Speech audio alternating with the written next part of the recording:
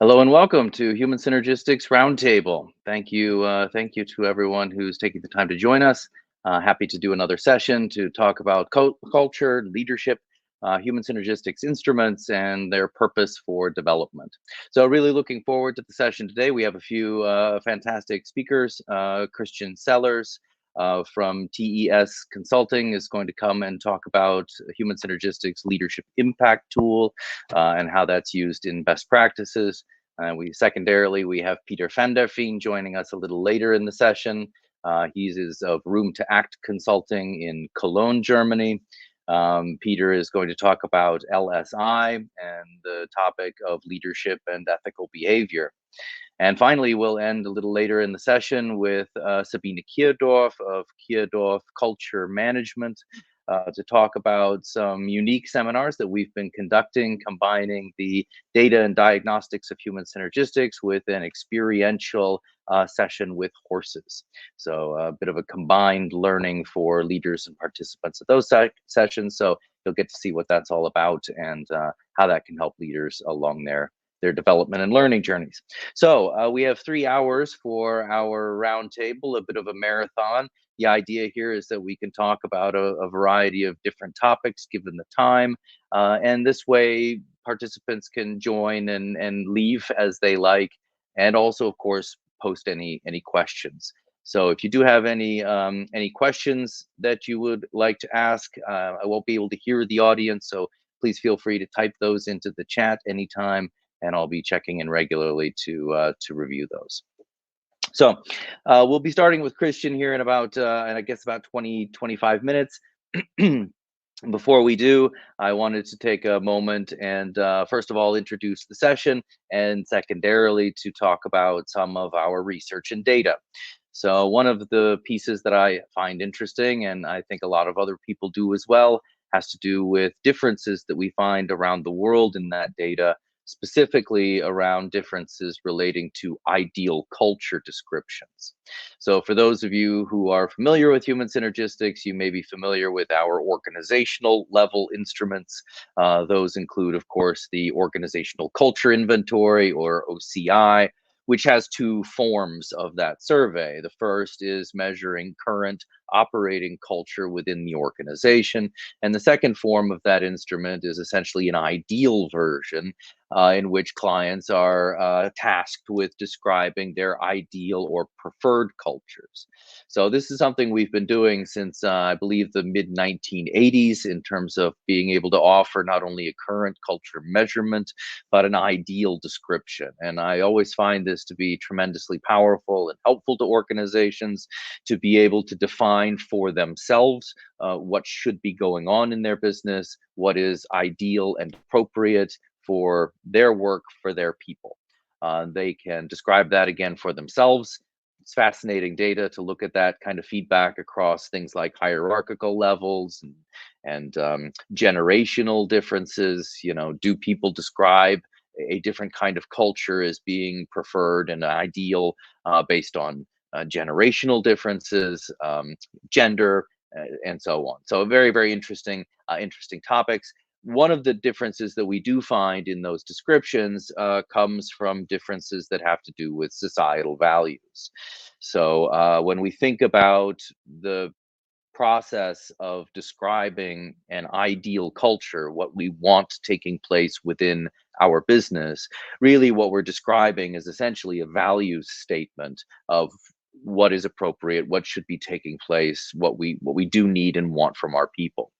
So those values are influenced by societal values. And so for many years, Human Synergistics has been aware of differences in trends in that data around the world from different societal regions. So if you're familiar with Gerd Hofstadter's research on societal values and the dimensions that he uses to measure differences in values, we basically find sort of a mirror image of the patterns he defines in our ideal data as well.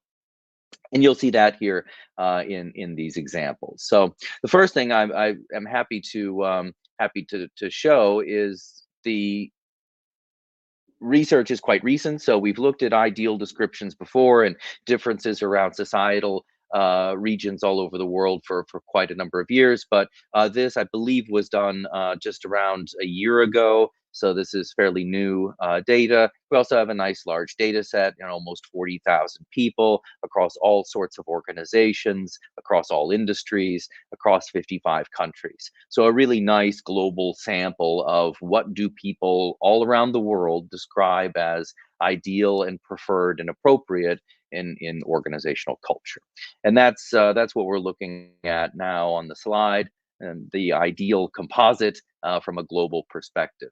So this doesn't surprise me a bit. I've had the pleasure of being with Human Synergistics now for 17 years, originally in the research department in the US, and also working for a little while in the UK, and of course also now 13 years in our office here in Germany. So I've had the pleasure of working with hundreds of organizations all around the world and across industry in not only measuring culture and ideal culture, but then developing and creating a development journey based on this information. This very much is, for the most part, what we see around the world when we ask what should be taking place. And really, what we're seeing is an overwhelming and very consistent description of blue, what we describe as constructive behavior, as being valued and appropriate, really all around the world.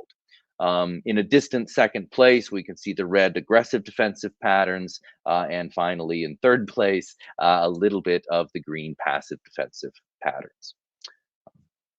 Nice to look at this on a complete global scale. Then secondarily, we can also look at this at a country level.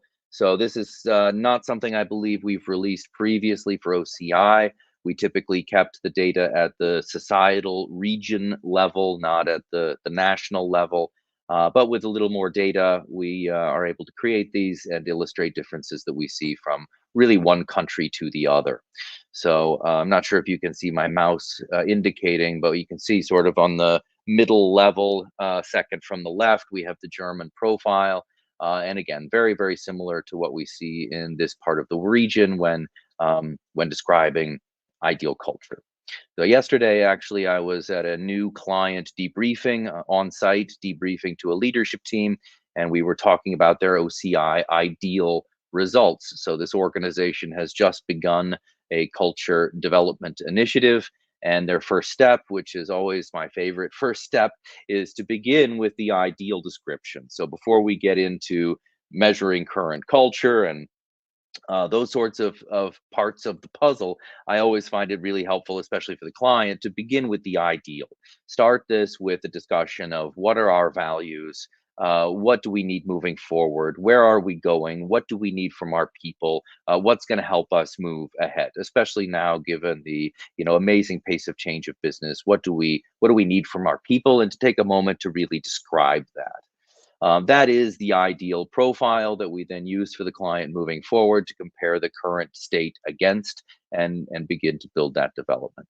And during that conversation, the client noticed, as is quite frequent, that they described very strong constructive styles as being their primary patterns that they value in their culture, followed by oppositional behavior. So if you're looking at the the German profile on the second line, you can see the one red style that's extending at about the 7 o'clock position. That represents oppositional behavior. And it is something that we have seen for, well, always really within this country and really many parts of the world. You'll actually see, if I go back to the global profile, that of the defensive patterns within the profile, red and green, oppositional behavior is the strongest globally, and really the only one that's described above the 50th percentile or above the norm. Uh, we can see that a little more pronounced in Germany. I believe on the next slide, we also have this by, yeah, as we typically prefer to, by societal region. And here again, really the second profile in that lineup you can see is Germanic Europe. So again, that's a composite of organizations across Germany, Austria, and Switzerland, and what they typically describe as being ideal and appropriate. And you can see that that is different than what we see in Anglo societies, Canada, North America, UK, and so on, versus other Nordic, Latin Europe, and so on. There are some significant differences in certain parts of the world. I always find ideal profiles a really interesting thing to talk about. What we see is common all across the world is that people consistently value and endorse constructive behavior. In every region and in every country and really every organization, those are the primary patterns that people want, value, strive to achieve, and really do. Of course, we can show in data really to do contribute to the well-being and performance of your people, which is why we inherently recognize that those kinds of behaviors, and again, we're talking about things like achievement, working towards goals, solving problems, accomplishing things, self-actualizing, thinking in unique and creative ways, bringing your own views and perspectives, being capable of thinking sort of outside of the box, and learning.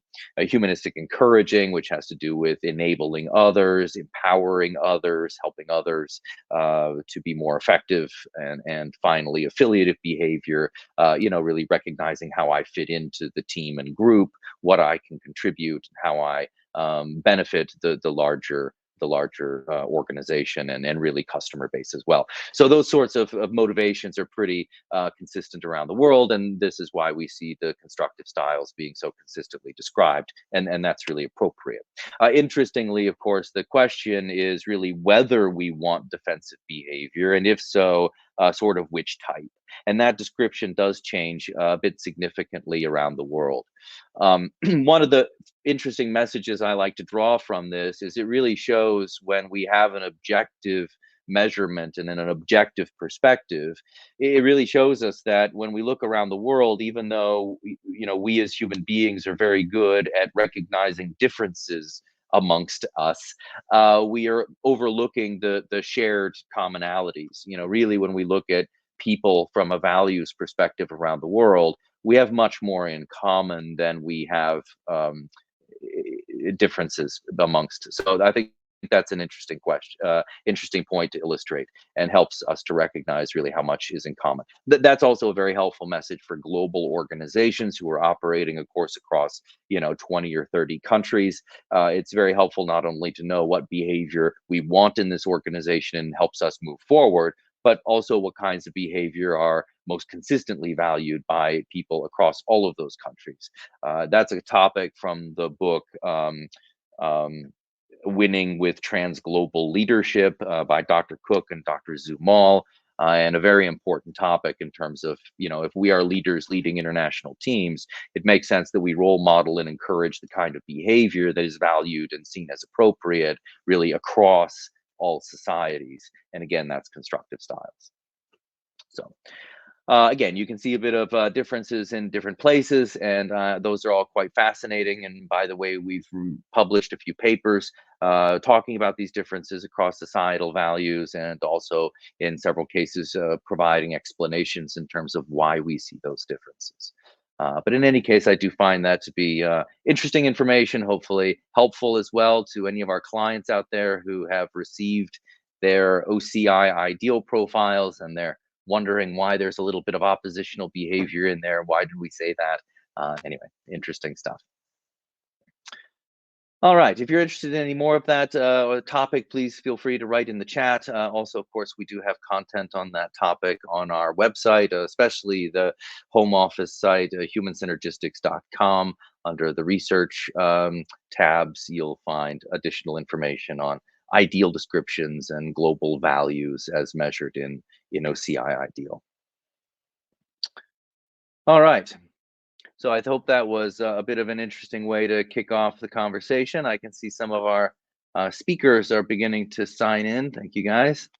So I think it's about time we can transition from a conversation of ideal culture to a conversation around one of our beloved instruments, the leadership impact, and how that leadership impact can be used to encourage sustainable improvements and constructive behavior. So I'd like to take a moment to welcome Christian Sellers of Transforming Engagements, TES, to the stage with me to discuss this fascinating topic. Thank you, Christian. Appreciate you taking the time to join us today. Thank you, John, and thanks also for the introduction and for the great scene setting. with the international comparisons. Much appreciated. Very good. Thank you. It's common questions, right? So just to introduce myself, Christian Sellers. Transforming Engagements is a consultancy that's operated predominantly in Rwanda for the last 6 months. Essentially, that's sort of the sandbox that we're testing a particular model of leadership engagement, which I'll talk about over the course of the next 10 minutes or so. Then I'll have a bit of a chat with John and Peter and anyone else who wants to weigh in. So yeah, with that, why don't we kick off, John, with the slides? Yeah, absolutely. I'm going to add those for you. Yeah. So the context of this, as I mentioned, is I've sort of moved into a new market. If you're trying to place my accent, it is actually off the continent. I'm originally South African, but I've spent most of my career in Australia and the US. And so I have had quite a lot of exposure to different cultures, but also very, very luckily to human synergistics, which is wildly popular in Australia. And I was very, very lucky to be involved in a transformation project there that was affecting to the extent that I actually decided to do that as my full-time job, pretty much. So that's what we're doing currently with transforming engagements. So if we move to the next slide, the place that I'm doing all this work is Rwanda. And Rwanda is known in the sort of global imagination mainly because of the Rwandan genocide against the Tutsi, which happened about 30 years ago, a massive human tragedy that everyone is well aware of, where effectively all the foundations of a well-functioning society were essentially stripped away. And you had a situation where this trauma inflicted on the entire country led to the total collapse of all industry, all government, pretty much everything. And the Rwandan Patriotic Front, the government of Patrick Kagame, which is still there, essentially established a new dispensation, which has been remarkably stable since then. It's still very much an agrarian society, still a predominantly poor society, but one where a whole lot of very innovative things are being done, where you have a very stable rule of law, you have extremely low corruption, and you have a very responsive government. And the next slide pretty much illustrates this. This is a picture of a zipline drone. And for those of you that are nerdy and love things like drones, you'll be familiar with this company. It has a valuation of about $4 billion. It's by far the best drone delivery organization currently operating in the world. And nearly all of their operations currently happen in Rwanda because you have a dispensation and a government which is very open to having dialogue with companies about establishing a regulatory framework where innovative things can be done. This is a delivery of a blood product happening across Rwanda. All blood products and high-value medicines are delivered by drone. These things fly into hospitals. They drop little packages with parachutes. I mean, it sounds too fantastical to be true, but it's routine. And it's been like this for years. Zipline currently is delivering 350 packages a day. This is massive. And it gives you an example of how an environment like this, where you have the right settings, can leapfrog out of this kind of very agrarian economy into the future. The challenge to some extent is following the genocide, essentially all capacity was stripped away. And so most organizations are currently run by people who were asked to hold positions or brought in, and they didn't really have the kind of experience that you would hope for in leadership, taking ownership and leadership roles in big organizations. So by their own admission, there are a lot of gaps in terms of people's experience, and also a lot of behaviors that aren't always as constructive or as progressive as they could be. And so this for me seemed like a good environment, very, very stable, very open to international partners and international businesses coming in, but also where there was a clear need for leadership development. And that's essentially the basis of what we're doing then with TESS. So what we've done so far, if we move to the next slide, is that I have basically worked, I wish this was my organization. These are my clients, but hopefully my organization will look something like this in a few years. But essentially, I've worked with about 15 organizations over the past 6 months doing human synergistics tools, mainly the leadership impact tool, to try and give people a sense of the language and an appreciation for what this can bring. And the next slide gives you a profile of what we've essentially found. So in some ways, this is quite similar to what John was showing before. This is not the ideal. This is basically a look at the composite score across all the work that we've done. So de-individualized, all put together, a composite of the impact that these leaders are having on others. And what's fantastic about this is it's very blue. Those of you that have done LI projects before, usually the first one you do, you get a little bit of blue, a smattering of blue, and a huge amount of green and red. That certainly was my profile when I started 20 years ago. But you see this inherent constructiveness in Rwandan leadership, which is fantastic. You also see a little bit of red, or kind of average red. The green is quite prominent. And that for me is interesting because it's an inherently conservative place. It's relatively hierarchical.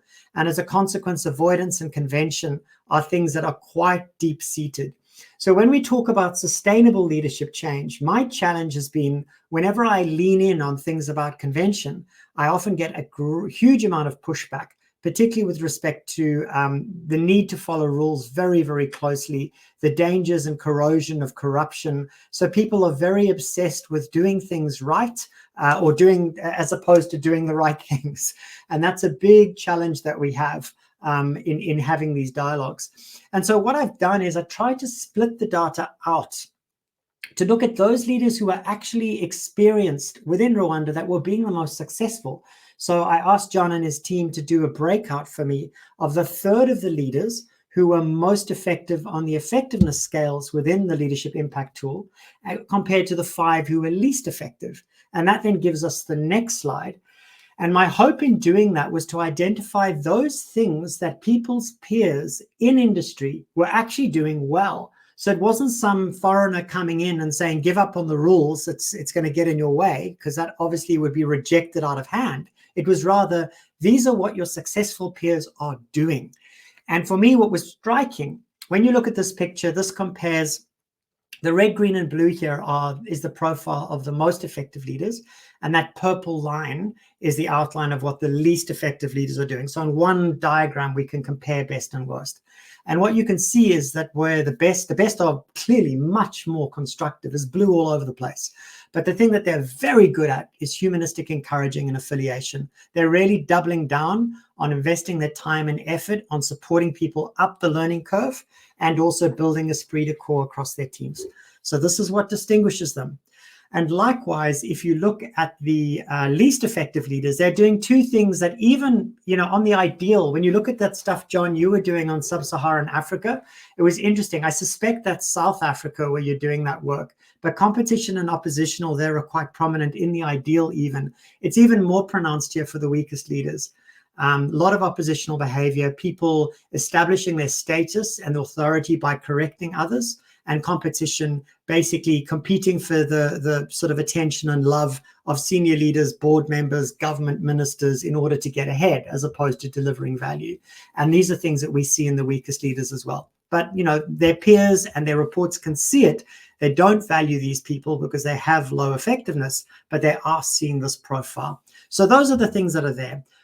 In terms of trying to proselytize about this, what I've then tried to do is say, okay, well, given this impact, what are some of the leadership strategies? What are people doing with their hands? Because you can talk about this abstraction, but it's often very difficult for my audiences to get their heads around, this stuff's all good, but I don't know what to do.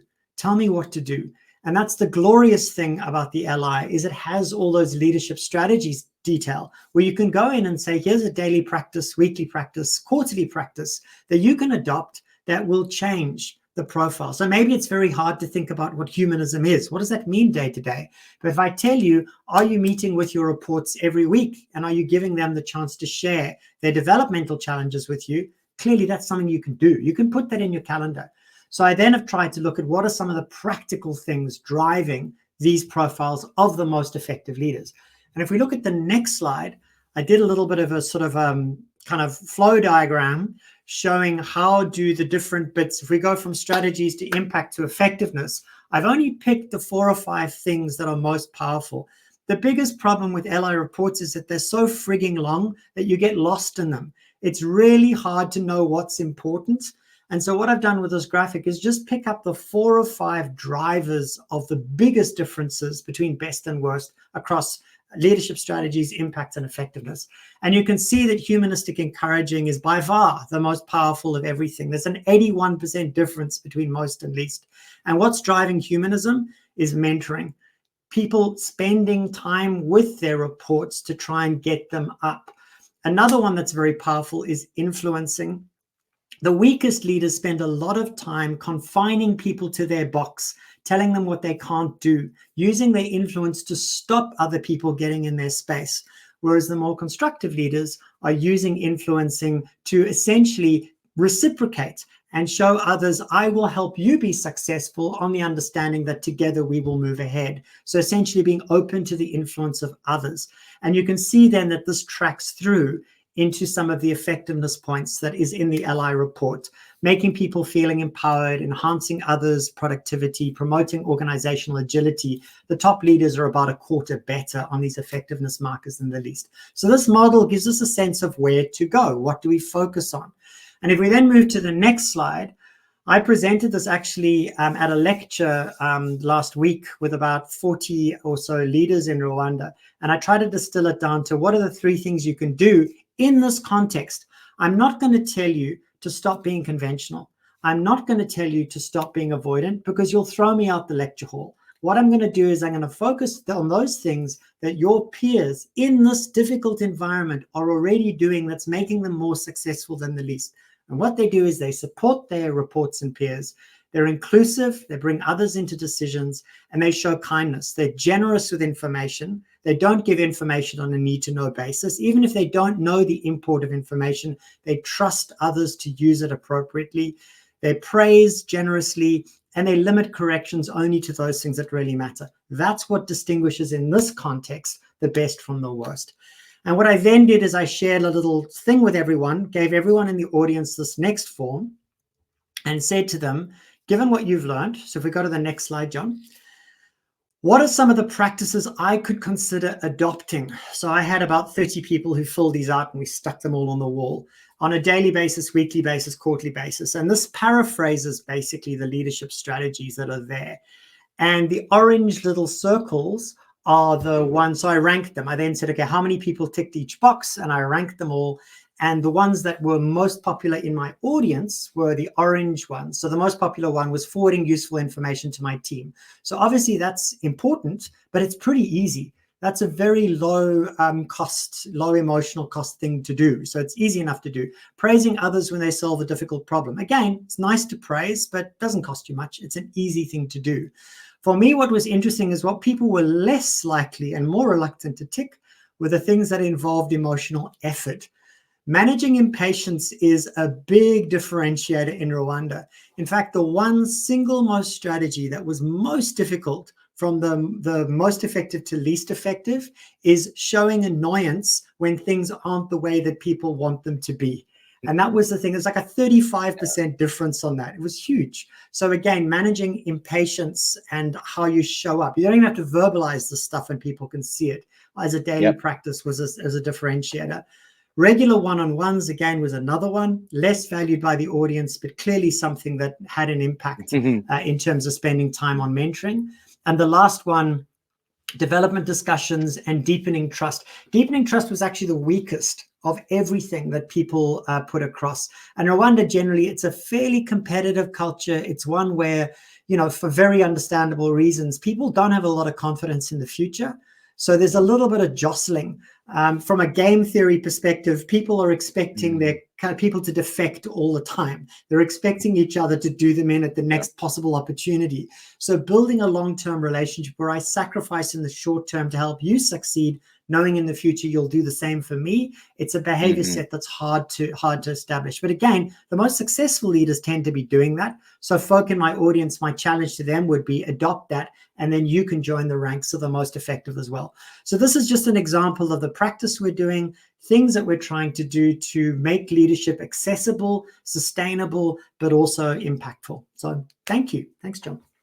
Wow, fantastic. Thank you, sir. I very much appreciate you sharing that. And I think anyone watching this will see the value, especially anyone using leadership impact instruments. I love you at the end. You did something that is very important to do. It's sort of always a step but I really like the way that you've done it, and that's taking the the strategies that we're focusing on in leadership impact or management, and breaking those down into very clear action steps of here are some things that you can do. The other thing I really like is you gave them basically a list of them and asked, which of these things will you commit to doing? That's something I really love doing as well. Yesterday, in fact, when we were working through the information, I'm trying to get the leaders to a point where they focus on a style. And then, I'm providing them with a list of, actions of how do I role model this? What could I do to encourage this with my people? And there's 20 points on that list, but I only need them to do, 2 or 3 of them and start to get into that habit. But anyway, I love that breaking it down to clear, tangible actions that they are, willing to and commit to buying into and supporting with their actions. Yeah. Thank you. Fantastic. Thank you. Great work. Absolutely wonderful. Good. Let me see here in terms of, I think our next speaker, actually, Peter van der Veen is available. So Peter, I might add you in if that's all right. And that's all right for me. I'd love to hear thank you, sir. Love to hear your insights. So let me introduce, first of all, Peter van der Veen of Room to Act Consulting in Cologne, another accredited AHS accredited member. And boy, we've been working together for, I guess, the full 13 years I've been here. So great to have the chance to touch base with you again, Peter. Yeah, it's a pleasure, John, all the time. Been working with these tools kind of 25 years now, starting with my own LSI profile in 1999. That's the best place to start. Yeah. And then I will come back to that actually today. Normally I use the whole suite, from LSI to LI to OCI and so on. I think today there's a topic I always like to come back to. I don't know, it's kind of in my mind. I need to solve that one day. And it's about more or less a blind spot, a hidden topic that is not easily to detect, but it comes again and again now in the practice that we see that we aim for very constructive leadership strategies, let's say. And somehow, although everybody has good intention, at a certain point it fails. And dramatically here is that the rate of burnout is increasing, although companies try very hard with their HR departments, also on the leadership, to implement psychological safety and so on and so forth. They're doing a lot of stuff with all the best intentions you can have. Sure. But some they fail. And what I try to bring in is, can we somehow bring a little light into that dark space, and then I said predict, but predicting is too much to say, but that you can see weak signals that show this risk early on. And that's cool. And then when I looked at the profile, the LI profile that you showed, Christian, here, of the least effective leaders, I don't say that there's a connection here, but there is some elements in here especially in that competitive area that I can see it and I talk about. And also when it comes to more here Europe profiles, we see a lot of perfectionistic thinking. And I will use LSI because LSI is the tool that allows us to dig into the thinking styles, which is normally not a big topic to present, but here it's crucial because that's where the hidden, where the blind spot could probably sit, right? But I love the way that you did the work with the LI on that project. I have to say, my dream has always been to use the LI, as I know that this has the most influence when it comes to cultural transformation. But I also find it very tricky, when you look at the leadership strategies and also the ratios of prescriptive versus restrictive styles and so on, to fill that with life, that to really come down to the nitty gritty and involve people what they committed to. And I think that's a brilliant way of doing it, because you actually, my mission is inspiring professionals, embracing ownership. And I think you did exactly that, right? Or it's exactly on your agenda. And I really appreciated that. I mean, thank you so much for that, Peter. And I have to admit, when I did LI, I mean, as John said, we all start with our own story. My focus was completely on the impact side, desperately trying to build the blue or whatever. And I initially found the leadership strategies a little overwhelming because, to your point, the ratios, the detail, it's quite hard. It's hard enough to get your head around the circumplex. Then you've got to get onto something, that has more bars in it than downtown New York, then it's quite hard for you to kind of make sense of it. And so, to your point, exactly as John said with the styles, how can you pick up just a few things so that it becomes a little more accessible, and also you can get people to build their awareness and change. So I think the pragmatism, I mean, the biggest thing for me is that when you talk to people generally about their LI report, it's so hard to get cut through because people usually are on the back foot. They're a bit defensive. There's so much stuff there. By the time you get to the third or fourth conversation, you really want to get to practice. You want to know, this is not that hard. You just have to, almost observe yourself as one of the players in all of this, and just structure your calendar or structure relationships in a way that it makes it easier for you to address these things. So that's, I think, part of it. Your point also on competition for me is really, really interesting, because I think the biggest danger that Rwandan companies face is the fact that peer level competition is the thing that brings out the worst in people, and also where you're most likely to get people withholding information and exposing their companies to risk.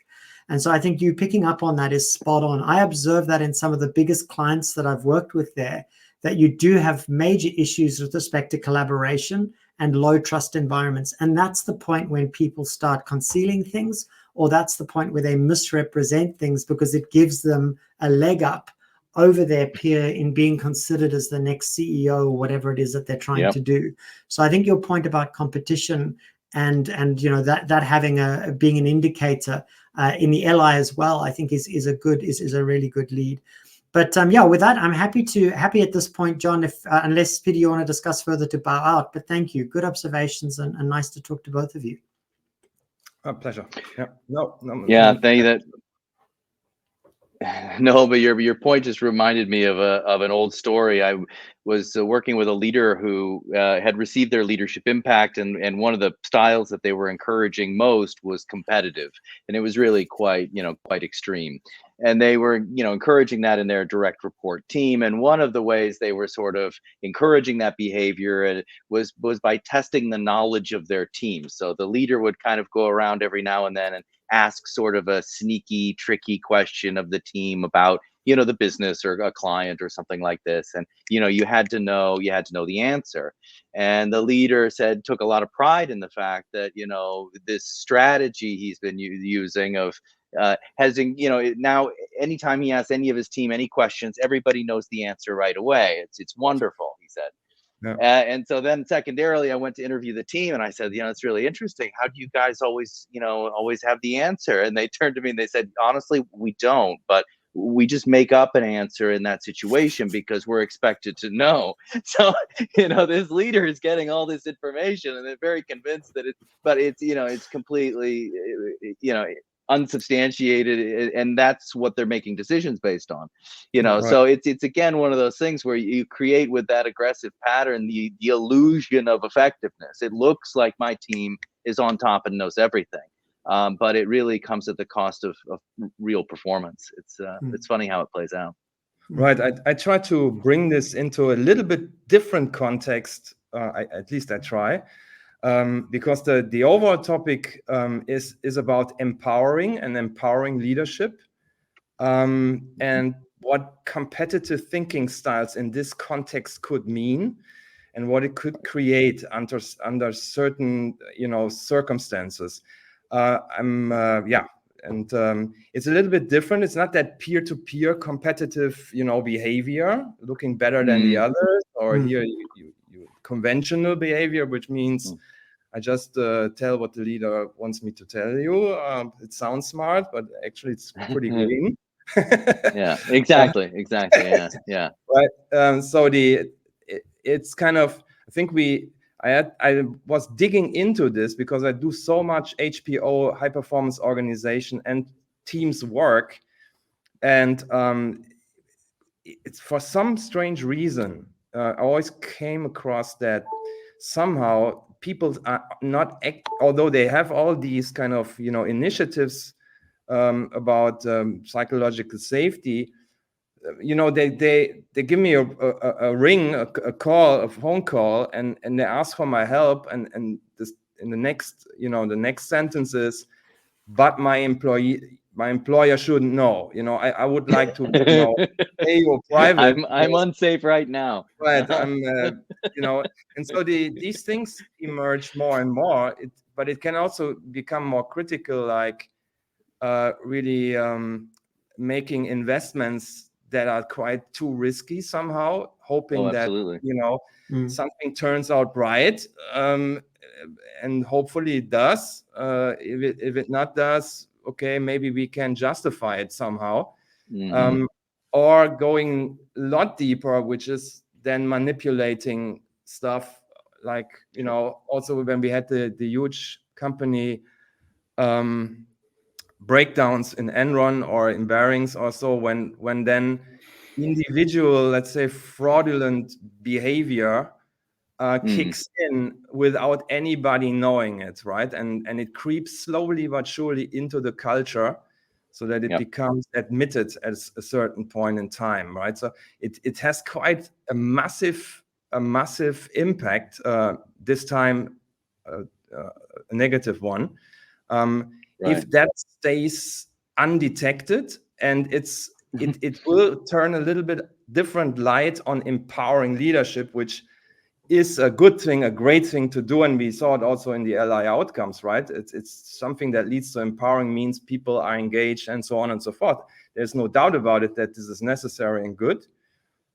But on the other hand, exactly in that how you do it and how aggressive the environment is in pushing more into higher and higher performance, the more risk we see.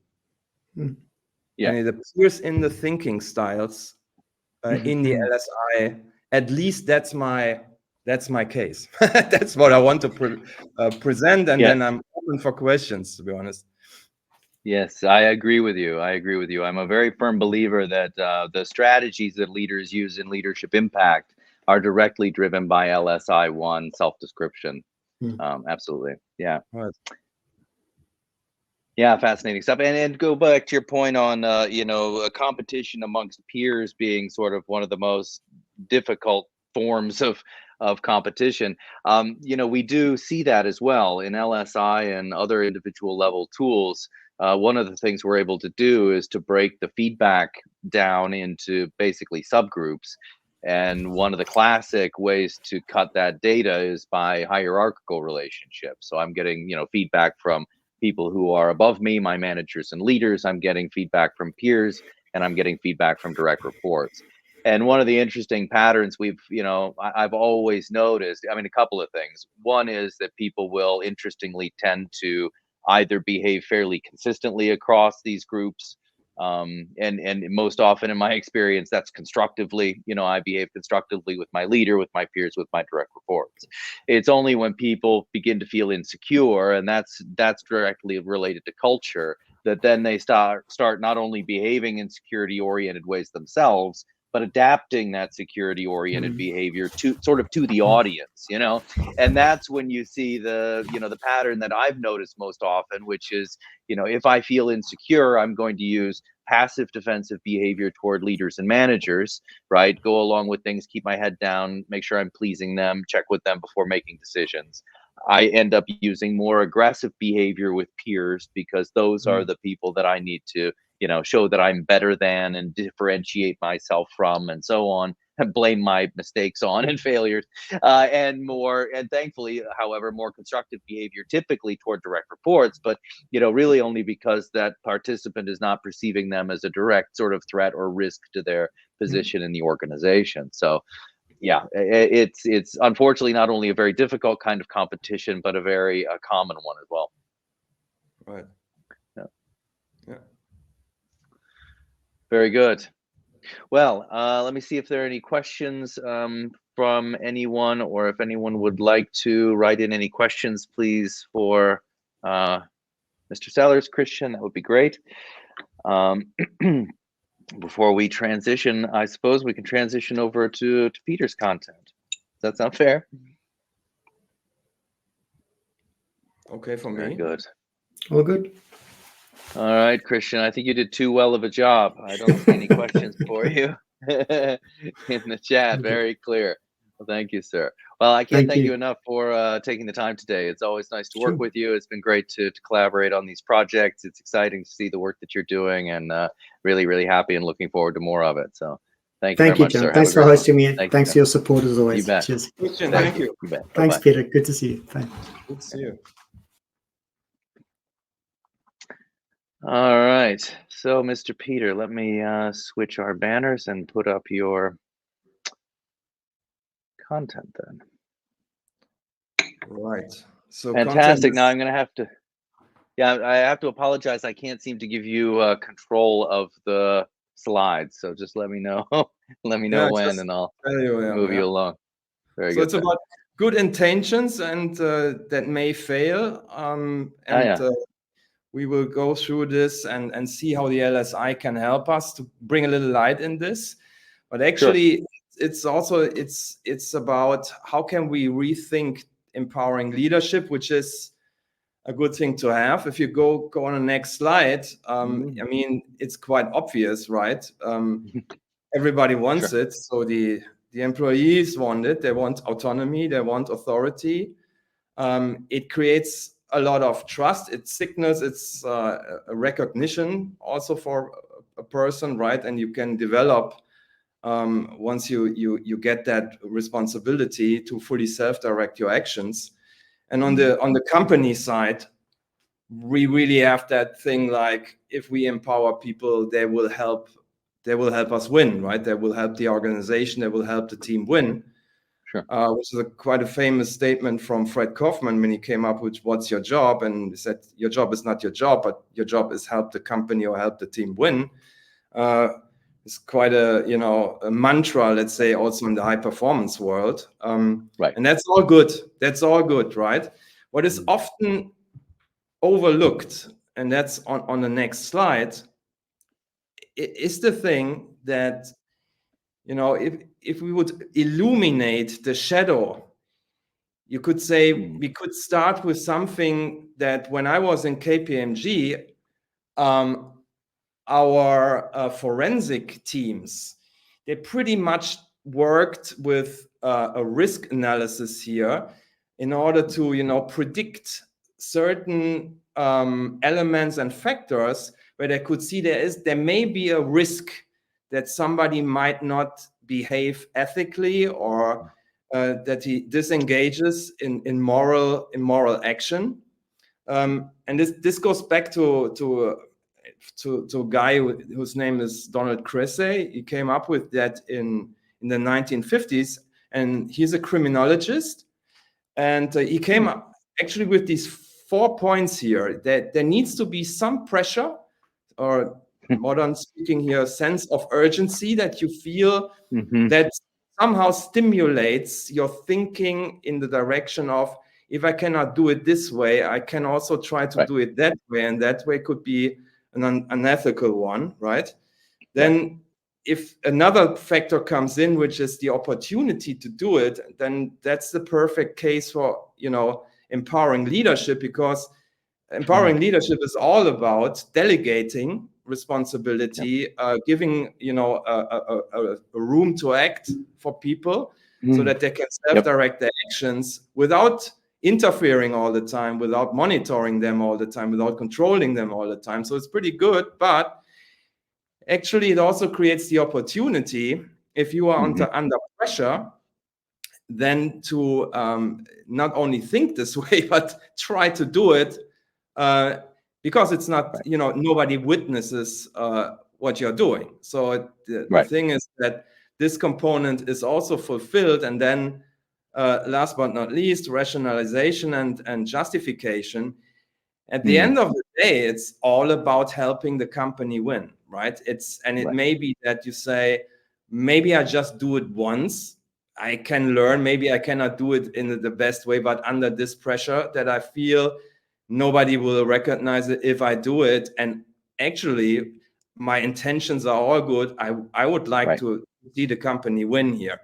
And when all these factors simultaneously come together, then we have a strong risk, let's say, or an environment where the probability of these kind of unethical behaviors is significantly higher. So when we go to fraud prevention, for example, you will always see that you create a setting or create an environment that is not stimulating these factors, right? So there is something here you would like to avoid that. But empowering leadership as a pure form, let's say in completely like delegation of the complete accountability and so on, is actually in favor of these factors. And so we have a little bit of something that, okay, there could be a risk. It's not said that somebody really operates on this, but it is a strong incentive, let's say, to do it. Once you did it if you did it once, like in Barings Bank, Nick Leeson, then you do it the second time because it may went well, it was all good. You got away with it. You not only went away with it, but you got a lot of recognition for it because everything is operating in the way it was intended. You did a great job. You took over the responsibility. You developed a solution. Nobody digs into in the details, but actually the outcome is good. So we're making a lot of money. It appears good, right? Yeah. Please continue with the derivative speculation because it will bring us a lot of success. You help the company win, and this is comes from our old KPMG where we looked at these factors all the time. But now if you go to the next slide, there's a very interesting study out there, which is by, I have to look up the name again here. It's Kirkman and Dennerlein. They offered a study in 2022, so it's quite a new one, and they actually proved it statistically. So it's very scientifically based, that study. So it's really research with a lot of data in it. What they said is there are triggering events where empowering leadership, where we actually see a disengaging into moral behavior. So I just listed these facts on the right-hand side, which is first of all an aggressive must-win objective and key results that you are facing as the one who gets that empowerment. So you get it, but the task you solve or the responsibility you overtake is very, very aggressive. So we see that happening all over the place in the huge organizations where people, get empowered because they, workload is demanding for it. We have the digital tools to do it and so on. And of course, people need to be developed here on the job. And they get really aggressive objectives and key results. And if you are not, ready to speak up and say, maybe that's a little bit too overwhelming for me or unrealistic, then, you will just go into it and go with the demand. And culture. It's highly probable because there's an incentive here. You are the one who likes to prove that you are worthy the trust that you get. right? So, and here you take over, you say, okay, there's a must-win topic here, a must-win event or initiative. I take over and I will make it happen. The second thing is that and this is quite the center of the study, is if you get hindrance stressors involved situationally, so that means that somebody is hindering you, or some topics are hindering you to follow up that route, then the stress gets up. And then we actually, these kind of hindrance stressors trigger your distress system. So we get more or less automatically involved in more defensive thinking. Right. And then, because we have the pressure of making this true, our tendency then to use any kind of means to make it happen, even unethical one, it raises significantly. Yeah.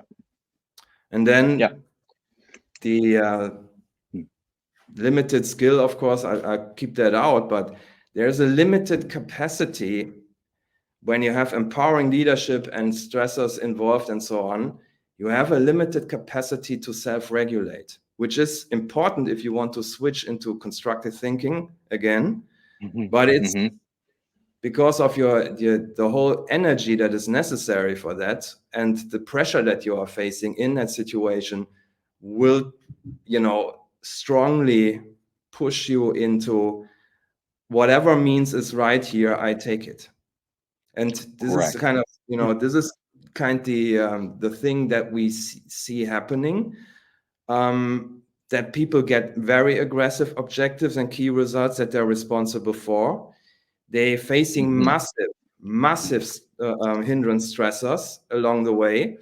It's like you have to work in different time zones. You get 2 or 3 new teams on additional to the one that you're facing, and so on. And you have to travel all the time and so on. So we see this is kind of in a high performance environment.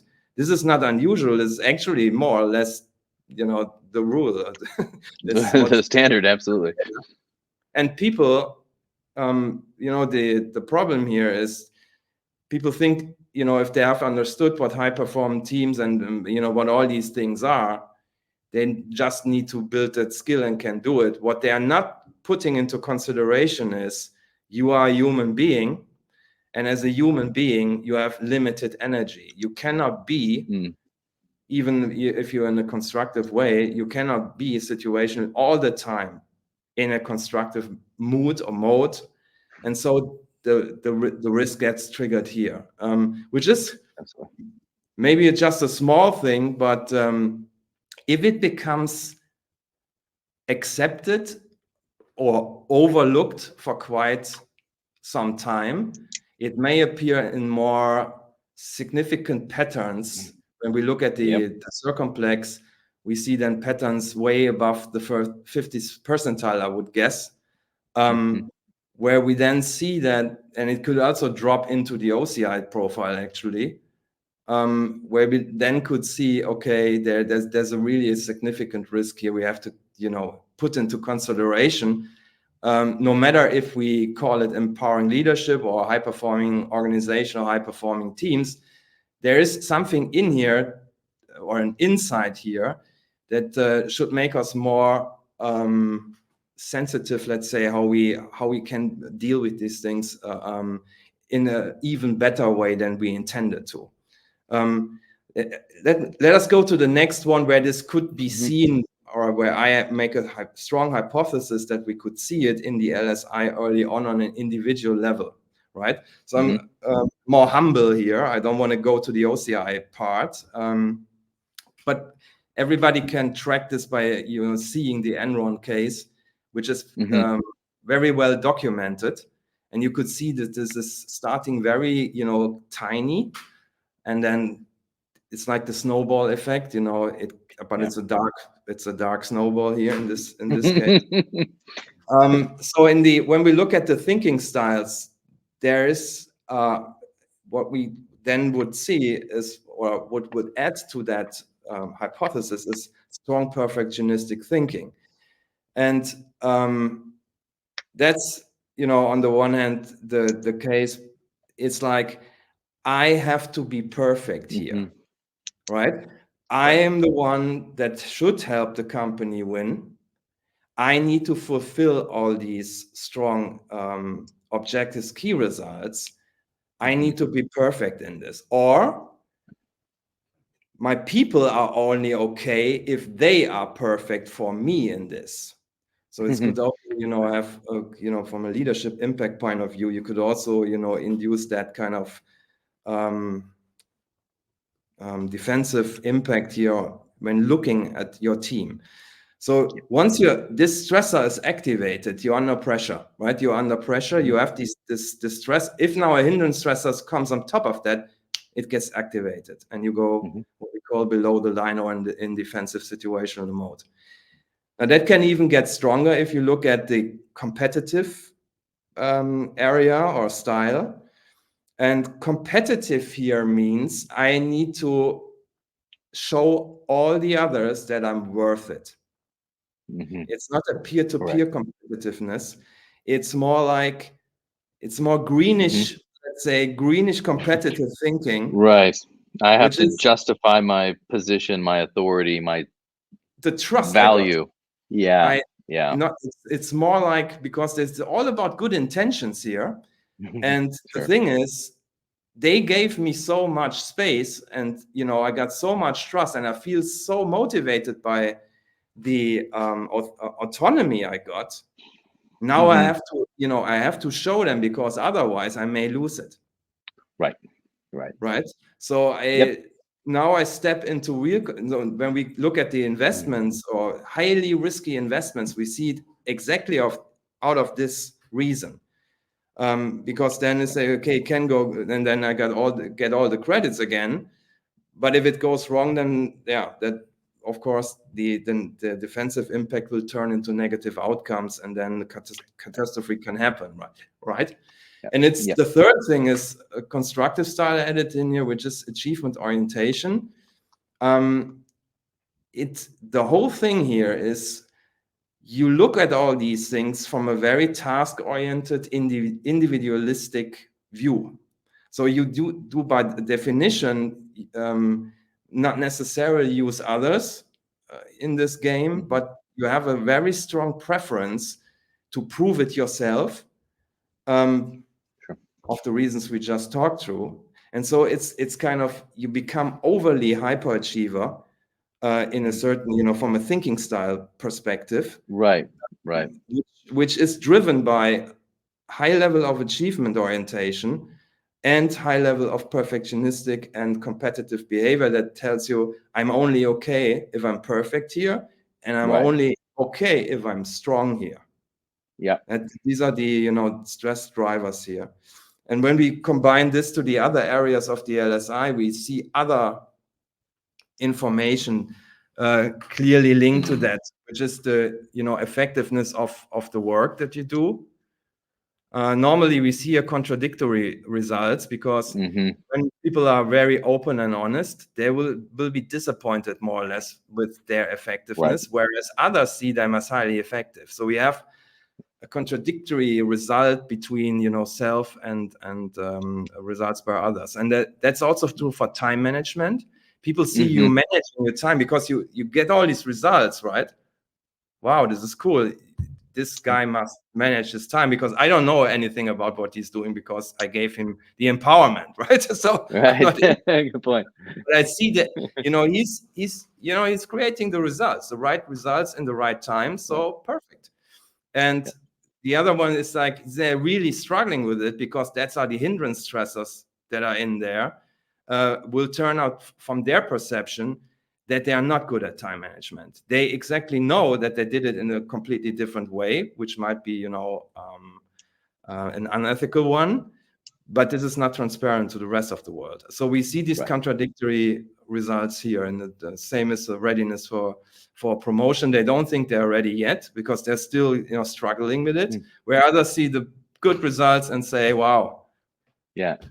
well done, and then this will also turn on here. And then last but not least, on the satisfaction items, when you are longer in this kind of environment, I really see this, that the mental well-being of people is to a very low degree, or the time they can use with their families, or we have a lot of hindrance stressor related information in the satisfaction item part of the LSI, which is, I don't know any other tool that gives you that information, and it's quite personal, right? It's quite an intimate, let's say, insight that you get here, but it fits exactly what we could see there, and which will can be used as an information we could use in that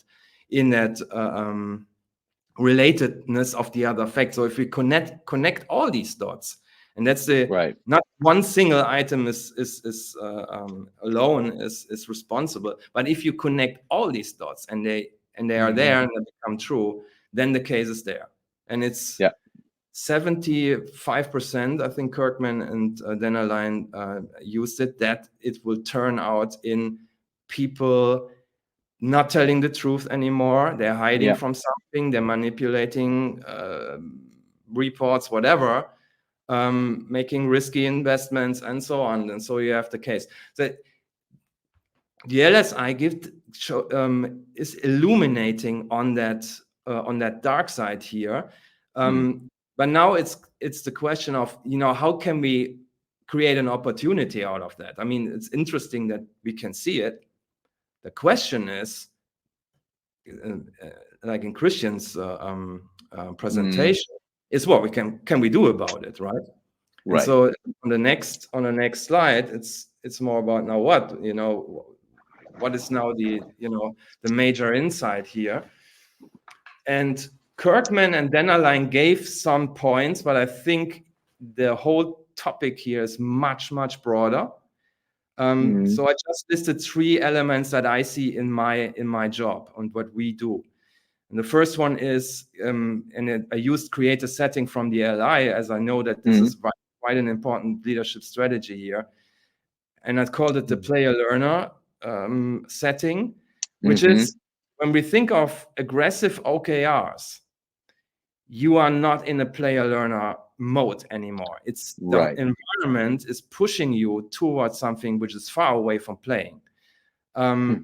So when we look at these things, we will reframe or reconsider the objectives, not by ignoring them, but to see what people can even influence, how they can strip down and then negotiate in these topics, and that they are in a kind of rhythmic interaction with their principals or with the other managers, so that they are not completely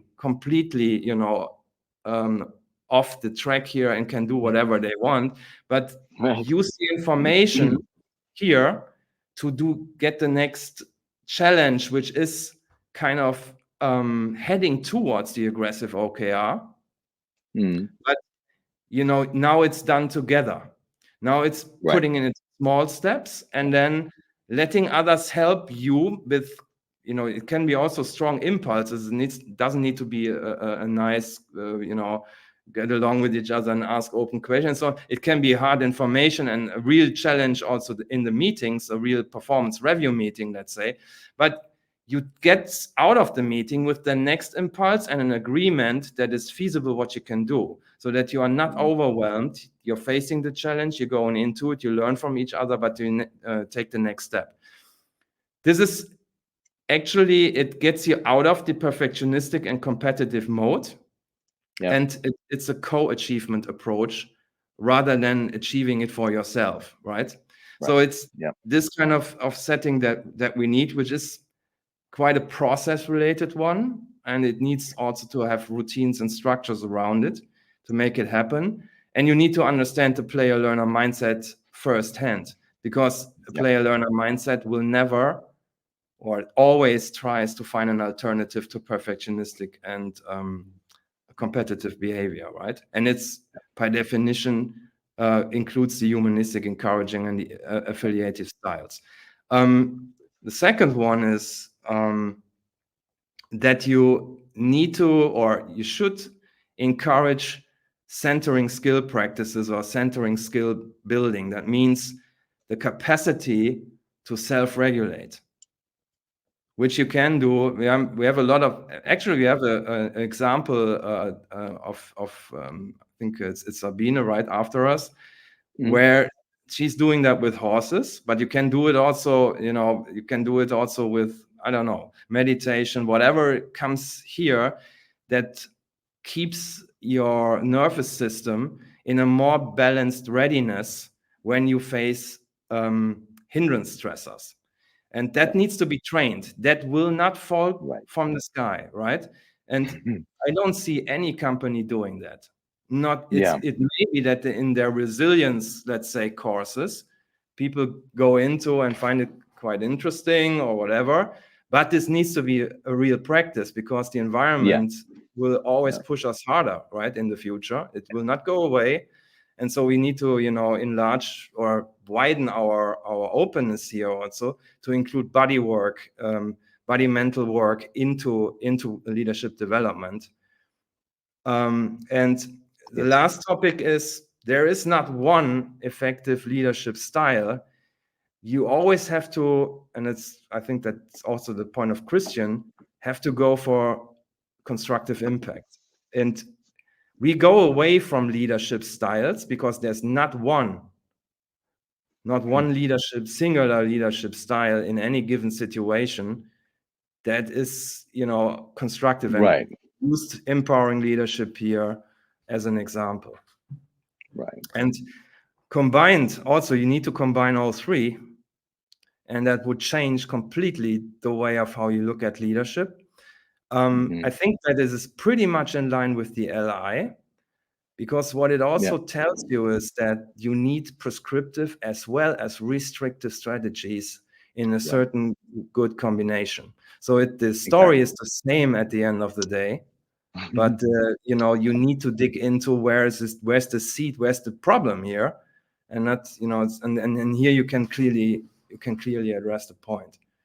So and that's what we are doing. So everything we do here at Room to Act is creating player-learner environments, mindset, and structures. When we deal with a high-performance organization or high-performance teams, we work with the body. We will not keep it just to a mind exercise. We work with the body. We will not work with animals, but we work with the people that are involved on themselves, but also in partner training.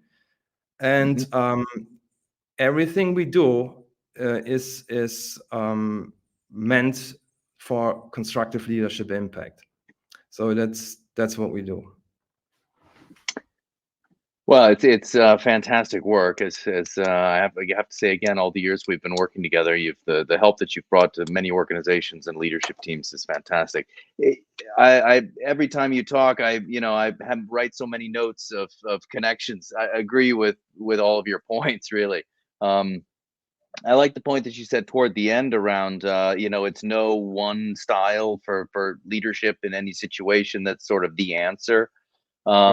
Boy, that brings up, for years I've been struggling with the fact that organizations and leadership teams are try to boil these things down to the one thing I need to do differently, or the one behavior that's going to get us forward where we need to go as an organization.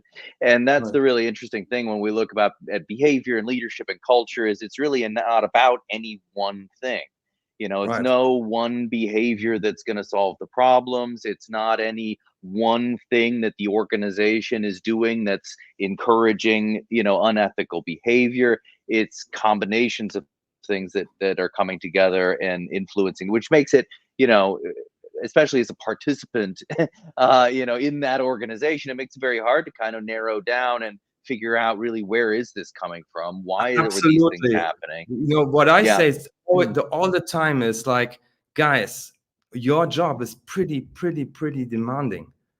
The thing is, we try to find these quick solutions, but if you want to lead situationally, I just compare it with Kung Fu. You cannot do it, because by definition, it's something that you need to embrace hard work, and then it might, you might get a master at it at a certain point in time. But all people think that leading can be understood, and then you just do it, and I mean it can work, of course, but the thing is, it's exactly what you say. It's more than that, right? It's more than that, and it can turn in if specific situations appear, it might add to the hindrance stressor, because it can all become too contradictory. I see so many people that say, hey Pete, the culture program, I think it's a lie, because everything that we learn, it seems not to turn out in that way or in this way in this situation, right? And then actually what you are doing then is, even that you have the best intentions, you're adding another hindrance stressor to the process. Right. Yeah, that's something I've talked about, and I think it's it's a subtle thing, but it's an important thing, is that I always feel sort of a duty that when we use these kinds of instruments with leaders and organizations, we need to bring them to a point where they're able to act on this information and do something positive with it. The thing I really am always afraid of is clients, using our tools, and happy to come back to this point before, but and then failing in one way or the other to create change. And I would rather not do the project in the first place, because what we're really doing in that case, and I've talked to leaders about it, is you're really teaching your people that we fail. We say we're interested in engagement or whatever we're going to do, but we don't actually act on it. And I think there's actually a really negative effect of, administering a survey and asking your people to take 15 minutes to sit down and answer questions, gathering all of that information, and then, doing basically nothing with it, or at least from the employee's perspective, not acting on it. That teaches employees that we don't follow up on what we say is important. We don't act on your feedback. And I think those are extremely dangerous messages for leaders to teach their people, and it really does shape culture. And I can promise you, the next time you come around and say, here's the new thing that we're going to try to do to improve, the resistance that you're building up in the organization, in the sense that people don't believe that this is happening, means that even with all the best tools and information and initial steps, you're going to have thousands of people sitting there with their arms crossed, not believing that this is happening, and in that case it won't. So and it's kind of a tragedy in a certain way. It keeps me up. Intention, and then at the end of the game, you have all these blaming games then, right? The tool will not work, or it does not show this, or I was not supported here. And we get all those defensive reactions based on an initial well-intended move that they wanted to make. And therefore I called my firm Room to Act, because I always say, first of all, guys, we have to create and build that room. And it will not be there, right, that you go in one workshop. It will be a process. And I can guarantee, when we have some impulses and rhythmic working in this, then it will work. If you don't do it, we shouldn't work together. And me, I'm quite honest about that. No, I have the same opinion. No, we're busy enough, and we that I need to put my efforts where it's going to make a difference, and organizations. And we've had those that you really get the sense, and in candid conversations with leaders, we may be interested and curious about culture, but really, then that's not a project we should be doing. We're not helping the organization really to move forward in that case. So I think we need to have a good case for change, or in another way to look at it, is a good direction forward. So often when we talk about development, it's because, it's change, and change implies that there's a problem or there's something wrong. And I find that it's amazing how much just that initial concept really holds leaders back. Why do we need culture or leadership development and change? Is there a problem, right? So it's more, it's more about, I'm the focus less about change and more about direction. Where are we going as a company? And that's very much a similar journey. We're going to move from where we are to where we're going. But it's not because where we are is wrong and whose fault it is and all of those things, but it's because we have a target that we can see ahead that is consistent with our values and helps us lead the organization forward in a functional, productive, way. And we want to move in that direction. So Right. I always find you get more traction and momentum when you frame it from that kind of, evolutionary development perspective forward, rather than Yes. we have to change a problem. Yeah, actually it is. I mean, when you look at this player learner idea, which at that time came from one of my major clients, actually what it is working towards is a flow environment. So you have challenges, but the way of how you deal with this in a more evolutionary sense is in that kind of flow state, and we have also very objective criteria, or also when we work with the body, for example, we can see if people are in that state when they do the work, or it's the same with what we will hear in the next presentation, but you will sense that you are in that state. And when you're out of it, you also sense when you're out of it. And then we can use that experience in the actual day-to-day challenging workplaces, right? That's right. And that's right. it has the charming point that it does not ignore any trends that we see in the modern workplace. We can work with anything. Everything is helpful if you are in that kind of state, right? And if you can manage also a team to come on that kind of stage, which is more an integral working with each other, which I think is the future of leadership anyway.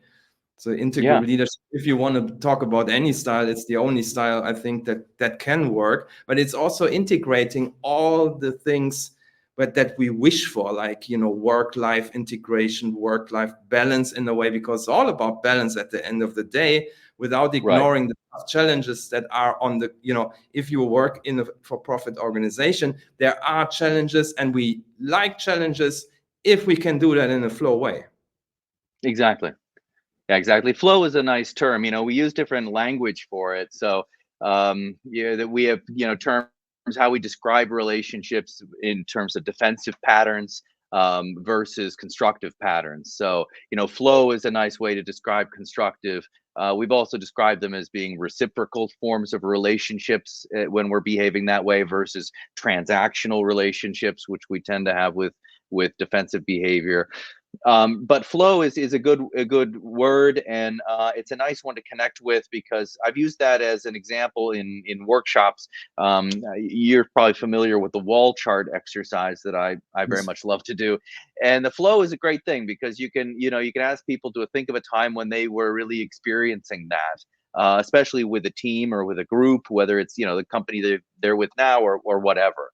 But then to sort of go through that wall chart exercise and pick out the posters that remind them and describe what it was, what it felt like, how it functioned when we were performing at our best in that sort of flow state.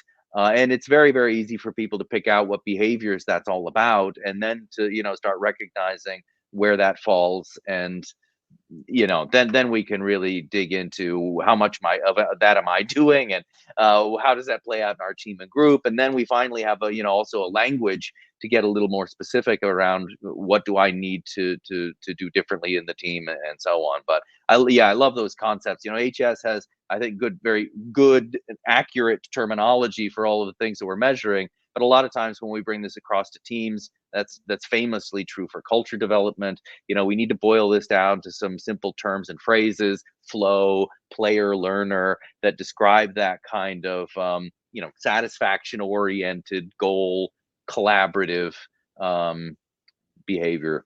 And it's let's say it's a momentum or moment after moment concept. It's not, when we look at the profiles, we see patterns, right? Which is important, because that's when when these moments become more more and more part of your behavior or character or Frequent. whatever. Yeah. But the flow Predominant. thing is, it is always dependent on the situation you are in and how that situation changes while you are in it. So it's kind of that, you know, you are in flow right now, but maybe in 2 seconds you are not anymore because a bad news comes in, you know, and whatever it is. And the capacity for self-regulation becomes pretty important if you have that on your mind, which is not necessarily the case when you look at the profile, right? But if you want to stay in flow during the whole day, let's say, which is it would be we let people rate their days, let's say how many moments or time on a percentage scale they were in that flow state or when they were off, and then they should see, you know, what was the challenge, what kind of people were in there, what kind of surprise moments were there, whatever. And then you can also detect certain patterns in your moment by moment reaction that you could also work on. So it's really a laser sharp moment by moment concept at the end of the day. And it took me actually years to make it scalable, because we are now also, you know, in a situation where we can scale this, which is another challenge for organizations, because the question is, how can I scale it? Of course, this human synergistics tools are very important for that. Measuring things and you know, having these impulses there. But when it comes to situational, individualistic leadership, okay, how do you want to scale this, right? And I think I'm pretty proud to say that we are on a very, very good way that we can have programs that make it scalable. Yeah. Good. Yeah, that is a challenge. I always liked LSI and individual level tools like Leadership Impact, because you can really dig into those nuances. You know, you can go into the profile and, you know, they can see what behaviors they're using when we're, you know, in flow, if you will. They can also see the patterns that pop up and how they're reacting and responding when they're not in flow. And I always found, you know, especially for our coaches who are talking people through those patterns, it's very enlightening for the participant to recognize not only what I'm doing, but when am I doing that? You know, those behaviors that represent flow, when do those take place? And when I, you know, shut down and fall into other defensive, whatever patterns, when is that happening? You know, in what situations do I do this versus in what situations do I, you know, do the other? And I hate to say it, but I've always found those kinds of answers connect directly back to typically organizational level factors. And, you know, it's climate. I mean, it really isn't that big of a mystery. You know, the things we need in the organization system to encourage flow in the behavior of our people are things like, you know, they need to know what the purpose is, you know, what we're trying to achieve and what my part in it is and what the goal is. They need to have autonomy and a little bit of the ability to make decisions and push things forward.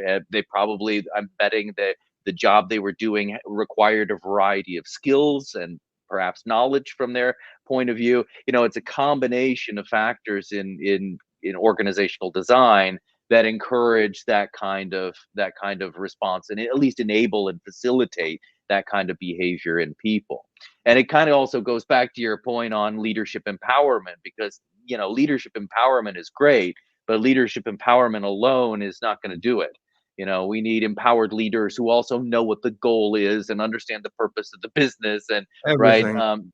Exactly, those climate factors have to be aligned, or else you'll get something very different from leadership empowerment. You know, if we've got a highly competitive culture and you know, we empower leaders, you know, empowering them to do what is the key question. Yeah, and while empowerment is a good thing, it needs to be combined and balanced with other the thing is, when you look at the larger companies, you will have, let's say, on the HR side, of course, they pick up all these kind of more empowering, engaging concepts, psychological safety, whatever it is. Whereas on the top management level, they try to bring in these kind of objective key results areas, Right. so that they put a frame, let's say, of expectation in there without telling people how they should do it, so they can operate in autonomy. But if you bring it together and the one operates without the other because they think they are just the right things to do, it creates what we just went through, right? It is in a way it's kind of interesting and shocking and tragic on the other side, because all good intentions will fail. Right. There's not a connection. Exactly. So, HR is encouraging engagement without a clear goal or target, or right, while leaders are paying attention to the goals and KPIs without developing engagement. And employees are sort of in that position of a disconnect. I'm Right. being encouraged, but exactly to do what, and is a little less clear. Yeah, it's interesting, right? Good. Do we have any kind of questions? I will shift over to our chat and see. I don't see any now. Oh wait, Oh, that's a shame. yes indeed. If any pop in, I'll certainly let you know. Yeah, it's interesting topics. It really is. So yeah, thank you, Peter, for the insights. It's and it also goes back, just kind of one of my other last thoughts. It goes back to the point that organizations, we complain, or they may complain that, and it came up maybe earlier, that these initiatives don't succeed to the extent that they would like. But one of the things I see organizations doing is sort of picking the flavor of the month climate factor to pay attention to, and doing some good legitimate work on it, but not aligning that with other factors. And today it's leadership empowerment, and previously it was communication, and then it's was always, of course, on the top of companies, our values and mission statement, rewriting Purpose. that a few times. There you go.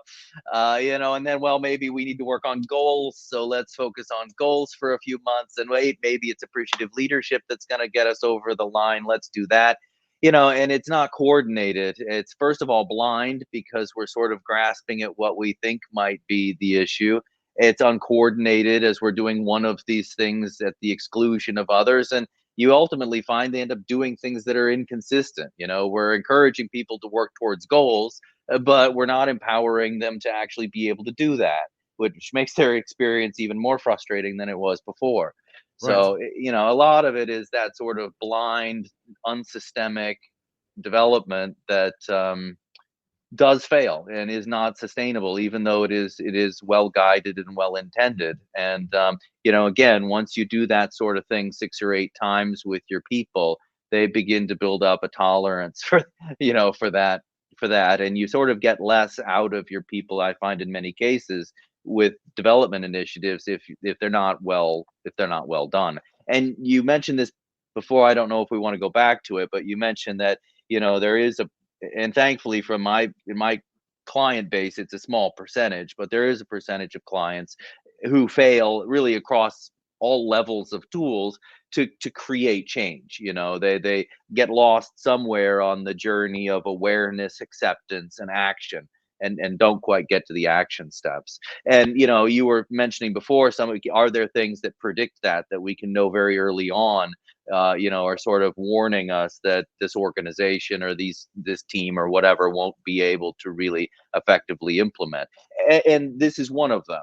I ask clients how many of these sorts of initiatives, whether it's culture development or other development initiatives they've been doing, what was the result of that? Was that successful or not? And it makes me very concerned. And one of the things I, pay attention to is when they say, yeah, we've tried, whatever, 10 other things and nothing seems to work.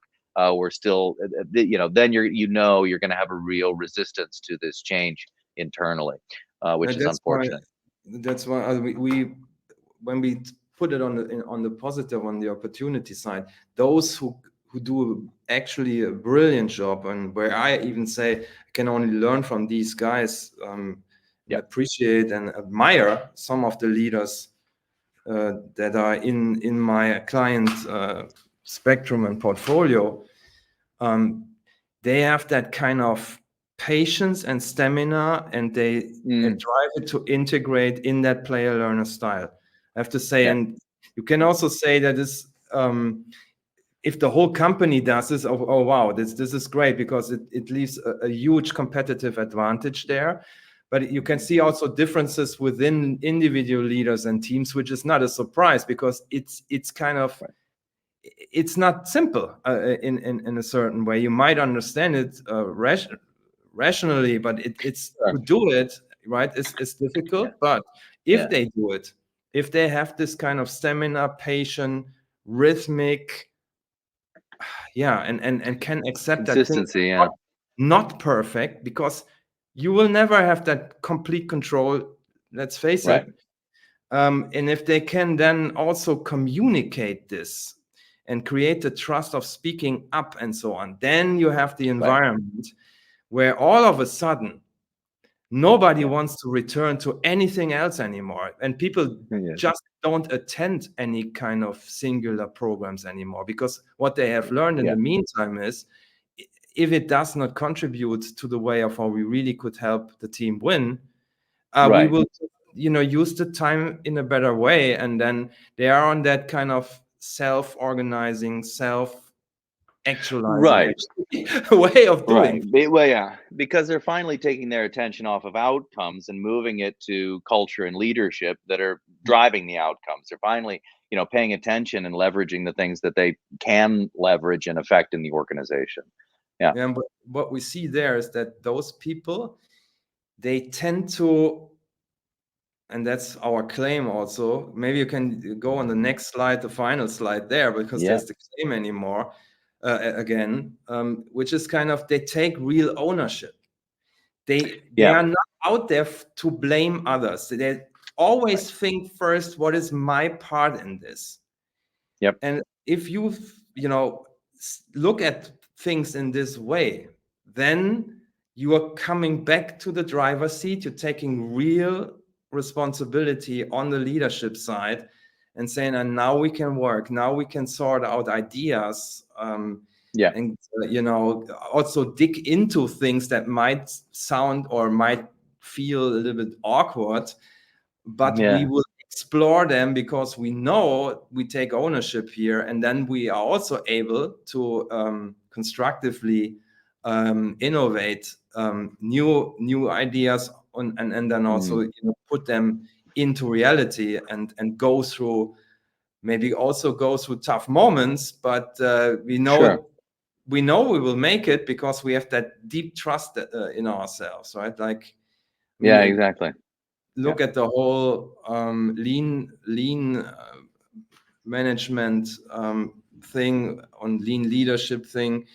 It's like this continuously improving, looking for the failures or looking for mistakes instead of ignoring them.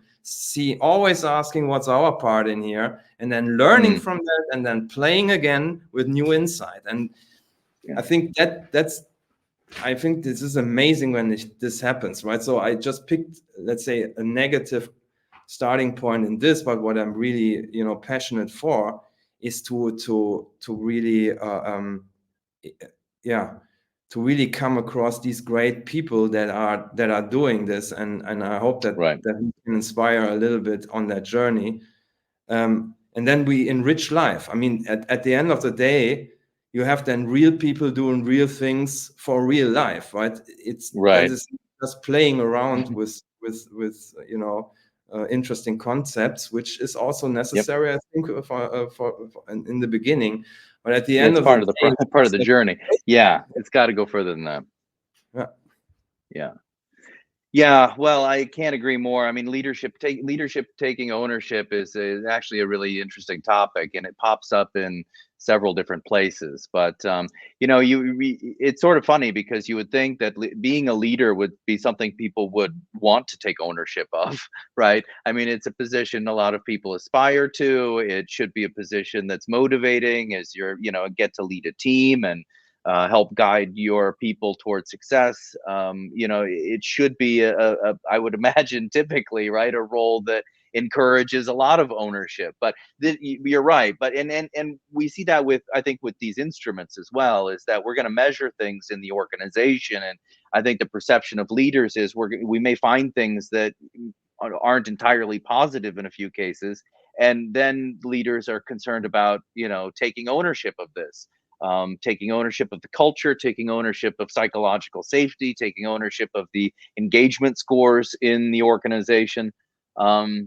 And I think part of it is, in most companies today, leaders are responsible for things like and held accountable for things like outcomes without being able to directly affect them. You're responsible for employee turnover rates, but how do we change this? So anyway, accountability, it comes back also to that security orientation. You can tell right where the company is, not only by looking at their profile, but seeing to what extent leaders are open to these things and willing to step up and take ownership, not for necessarily problems, but for the current state. And in my opinion, more importantly, for doing something differently moving forward. Right. That's really what the ownership needs to be on. And that's what one of the, yeah. When I come back to the Dennerlein Kirkman research, the thing is, yes, people, once you become a leader for some good reason. And there's no doubt that those people take ownership in a way like we think, they take over a role and a responsibility and they are held accountable for it.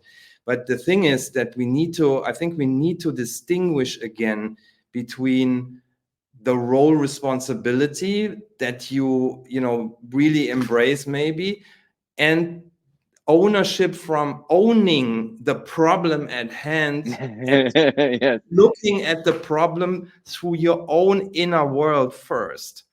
That's, I really mean that deep from within. So also from a body perspective, let's say if you are stressed and your nervous system is tense, your muscles tense and everything.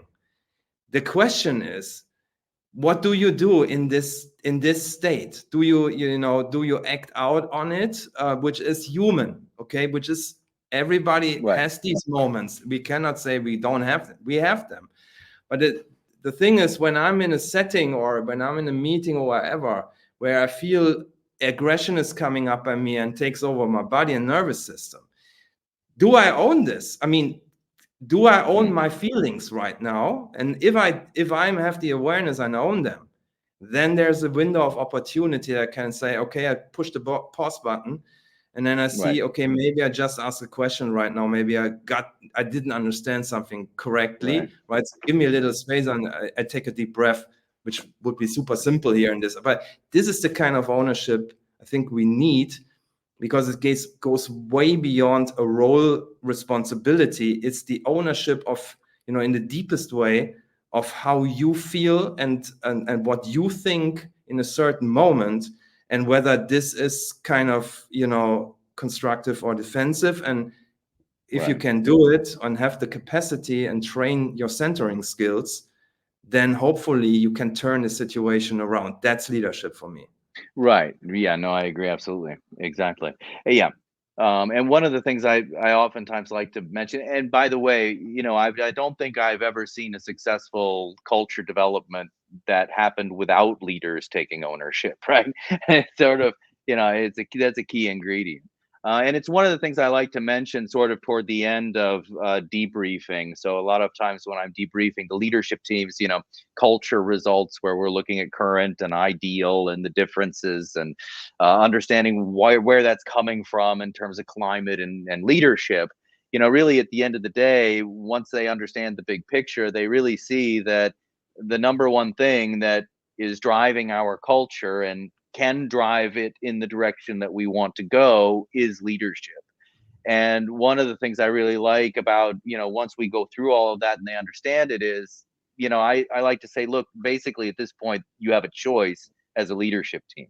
There's a fork in the road. Now that you understand how this is happening and what's actually playing out and how it's affecting your people and why that's happening, you can either do something about this, take some steps, work on yourselves as leaders, work on developing climate, shift and guide your organization in a more positive direction. Or the other choice, it really almost literally, is to do nothing, to take this information, understand how it all works, and then sort of sit on that and not act on it. And from my perspective, once you really understand how broadly culture affects, your well-being of your people and their, as you mentioned, it's driving outcomes, everything from their productivity and stress and burnout and so on, all the way down to things like their satisfaction with their free time, their family life, their general state of mind, their overall health.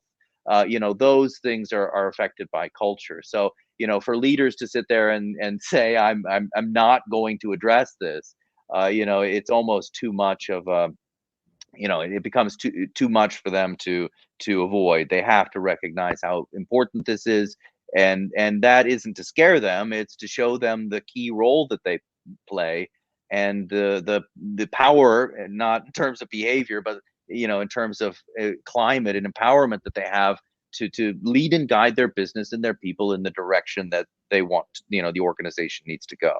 And that's at the core of leadership, and it's something that they hopefully need to be able to take ownership for.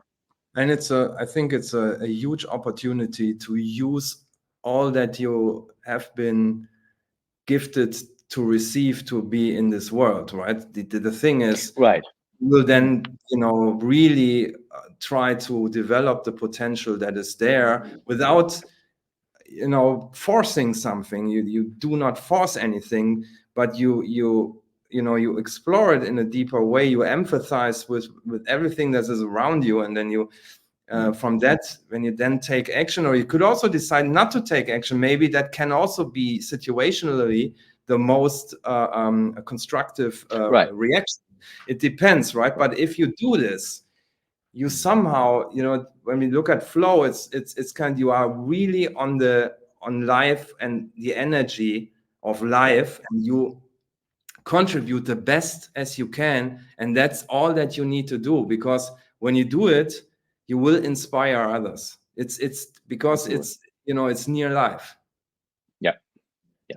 Yeah, that's always something I've enjoyed about the work that we do is, usually organizations get involved in culture development for performance reasons, what we call outcomes, right? So, we're developing the culture so that we make fewer mistakes or service customers better or are more adaptive and those kinds of things. But I've always enjoyed that while we move organizations, help them to move in those directions, and they do see those kind of benefits, they also see other benefits, more sort of social benefits, well-being benefits to their people. We're less stressed. Our people aren't leaving as frequently. We're able to attract and retain best talent. Our people are motivated, inspired, even feel that they have work for a sense of purpose, are committed. That's the deeper benefit of this kind of real development. And it starts with some KPIs, but I've always been glad that not only do we develop that, we get to and promote even deeper well-being. And in my experience, that's something that the organizations with time really appreciate. After 10 years, that company isn't talking about the customer feedback. They're talking about how great it is that they've got a committed, creative, collaborative workforce that loves what they do and does a great work. Ideally, this goes hand in hand, right? Yeah. Because Yeah. there is nothing more rewarding than Fulfilling. than your client telling you Yeah. that they don't know what it is, but it's they love to work with you because they think everything is in a way better, not only the climate, let's say, but also the outcomes, also the results, also the helping element in something, and also the financial side of things, maybe superior financial results that come with it.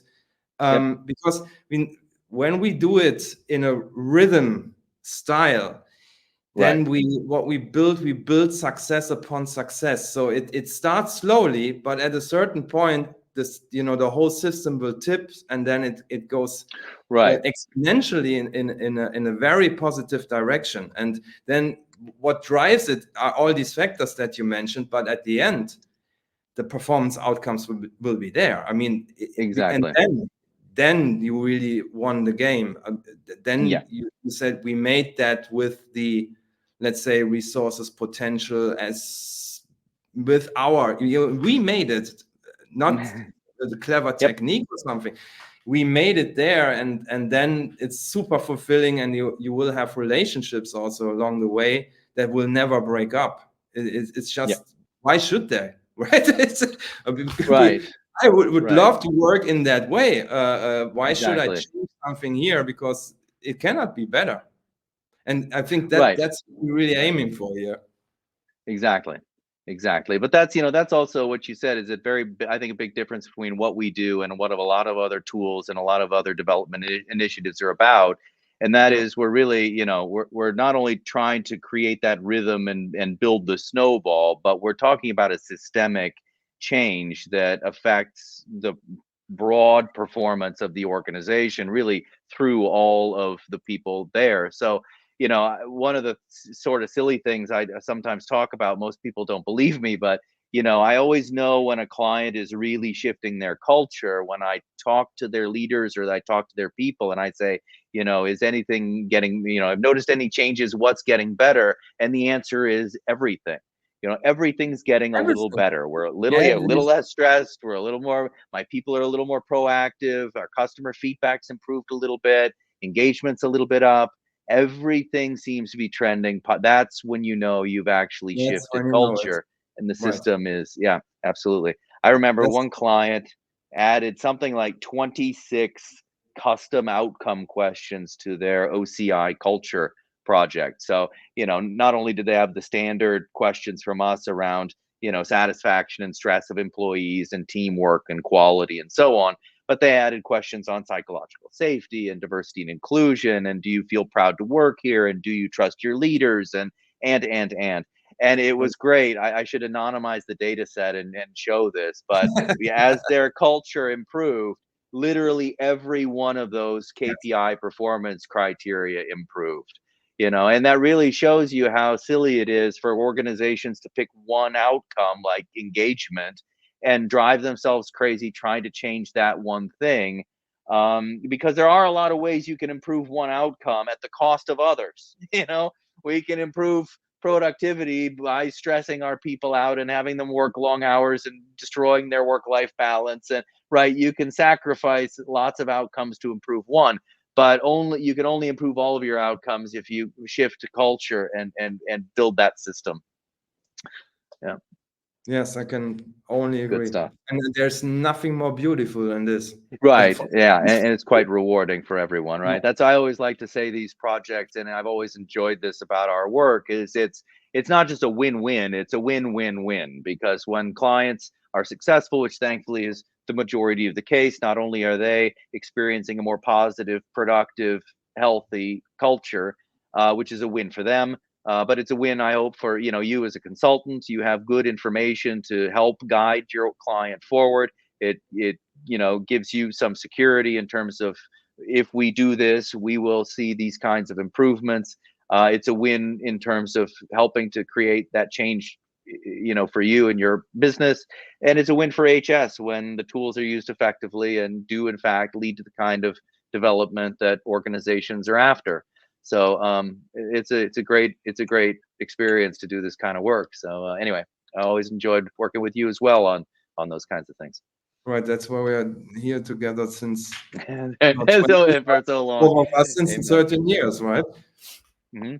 And hopefully it will continue as long as we stay healthy. Yeah, indeed, I agree. And it's been a good trend as well. It's funny how things progress, but I have to say, looking all the way back 17 years, it's amazing how the topic of culture and leadership development has changed. And how organizations are finally starting to catch up to, I hate to say things that, we, in research and social psychology and so on for decades and decades, it's amazing the sort of lag time it takes for organizations to catch up and pick up on those learnings. But I think we're really making some real progress. So that's exciting as well. And it keeps us busy. It shouldn't be too perfect because then we wouldn't have a job. Well, yeah, no, it's true. This is sort of off topic, but of all the things that we do to kind of market and bring attention to what we do, events and this kind of webinars, it's over 80% of our work is through client referrals. It's organizations saying, hey, this worked really well for us. This is the great results we had, and other organizations then coming and learning from one another. And that's another really fun thing, is that a lot of our clients, you work together. I have a couple of different companies in the pharmaceutical industry right now who I guess technically are competitors, but they're working together and sharing information about their culture development and what they're doing and what works and what doesn't, and the concept of really developing the whole industry rather than just a single organization. But any way that organizations can learn from one another, see what's working, and better apply that, I think is good. Absolutely. Can only agree. Very nice. Yes. Well, thank you, Peter. I very much enjoyed your input as always. I knew this would be a great discussion, and it was indeed from my side. So thank you so much for that. Really enjoyed the time. I think we have a request for a break for about 10 minutes before we bring in Sabina, if that's all right from everyone's side. That sounds good. Are you going to be able to hang on for a little bit, Peter, and pop in? I think Christian's even here too. Might be able to. Yes, I can. Actually, I can, because I'm at the moment here in Mallorca on another conference. But I skipped the afternoon here for the roundtable. So I appreciate that. I stay. Very good, sir. All right, then I will see you and then everyone else in 10 minutes. Then thank you very much. Until then, thank you very much. Thank you. All right. All right, welcome back. Took a little break there for 10 minutes. Again, I think we've had a pretty interesting roundtable so far. Thank you again to Christian Sellers, who is going to join us again here, I think, in a moment, and Peter Fenderfeen for your insights. And now we get to switch to our third presenter for today, Ms. Sabine Kierdorf of Kierdorf Culture and Management.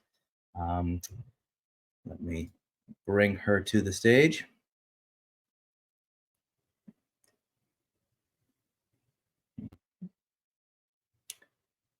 Can you hear me?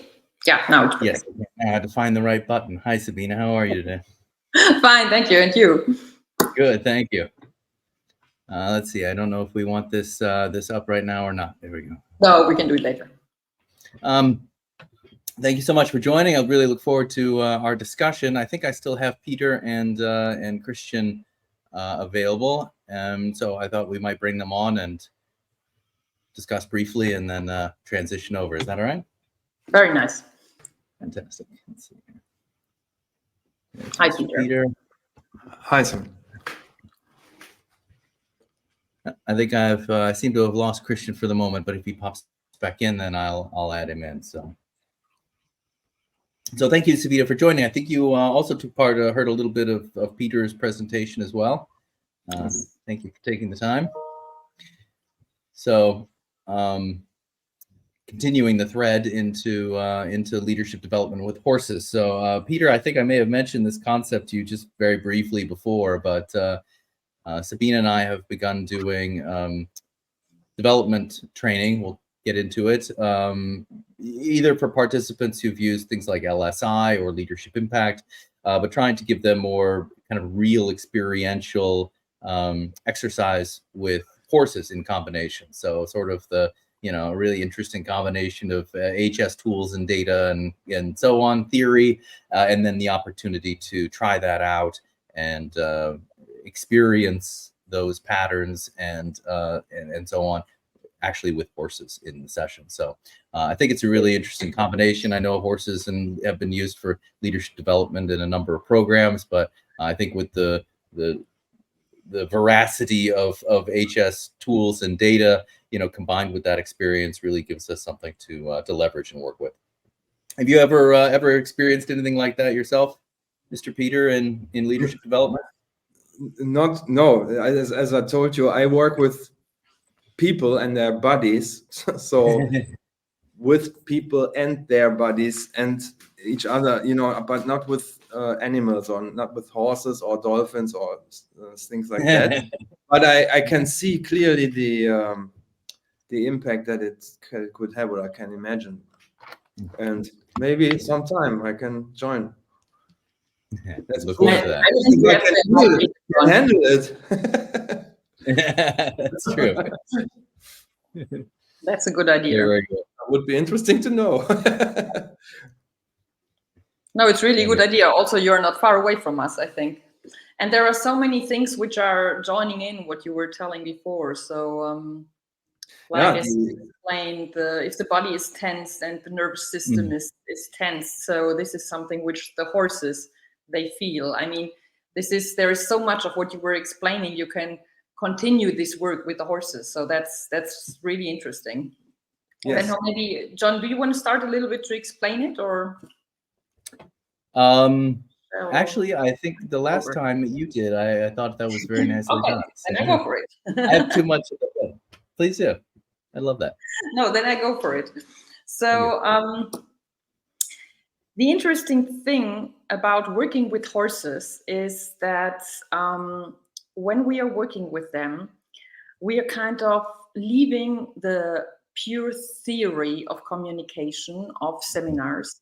And I think this is something for me which is adding up very good with the theory which HS has. So my idea when I started with this many years before we met was to take people out of the context of theories, of big cities, of offices, and to put them into nature and to think about the basics of themselves and about communication. Because that's something we are all losing. We are working all the time. Everybody is stressed. Everybody's traveling a lot. Everybody is in this situation of offices and not really an environment which is relaxing, except Peter at the moment in Mallorca, that's better.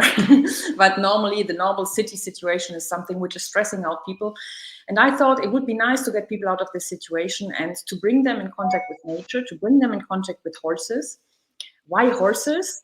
Mm-hmm. Because I think they are, for me, they are absolutely fascinating animals. And for most people, they are. There are rarely people who would say that a horse is not a beautiful animal. There are rarely people who would not be interested in them. Many people fear them, but that doesn't really matter.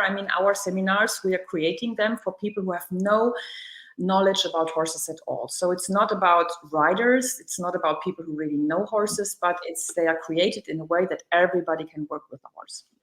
And what we are doing is we are working with horses. So people are working with horses by the hand. Maybe we are going to show a little video. What do you think? People get an absolutely.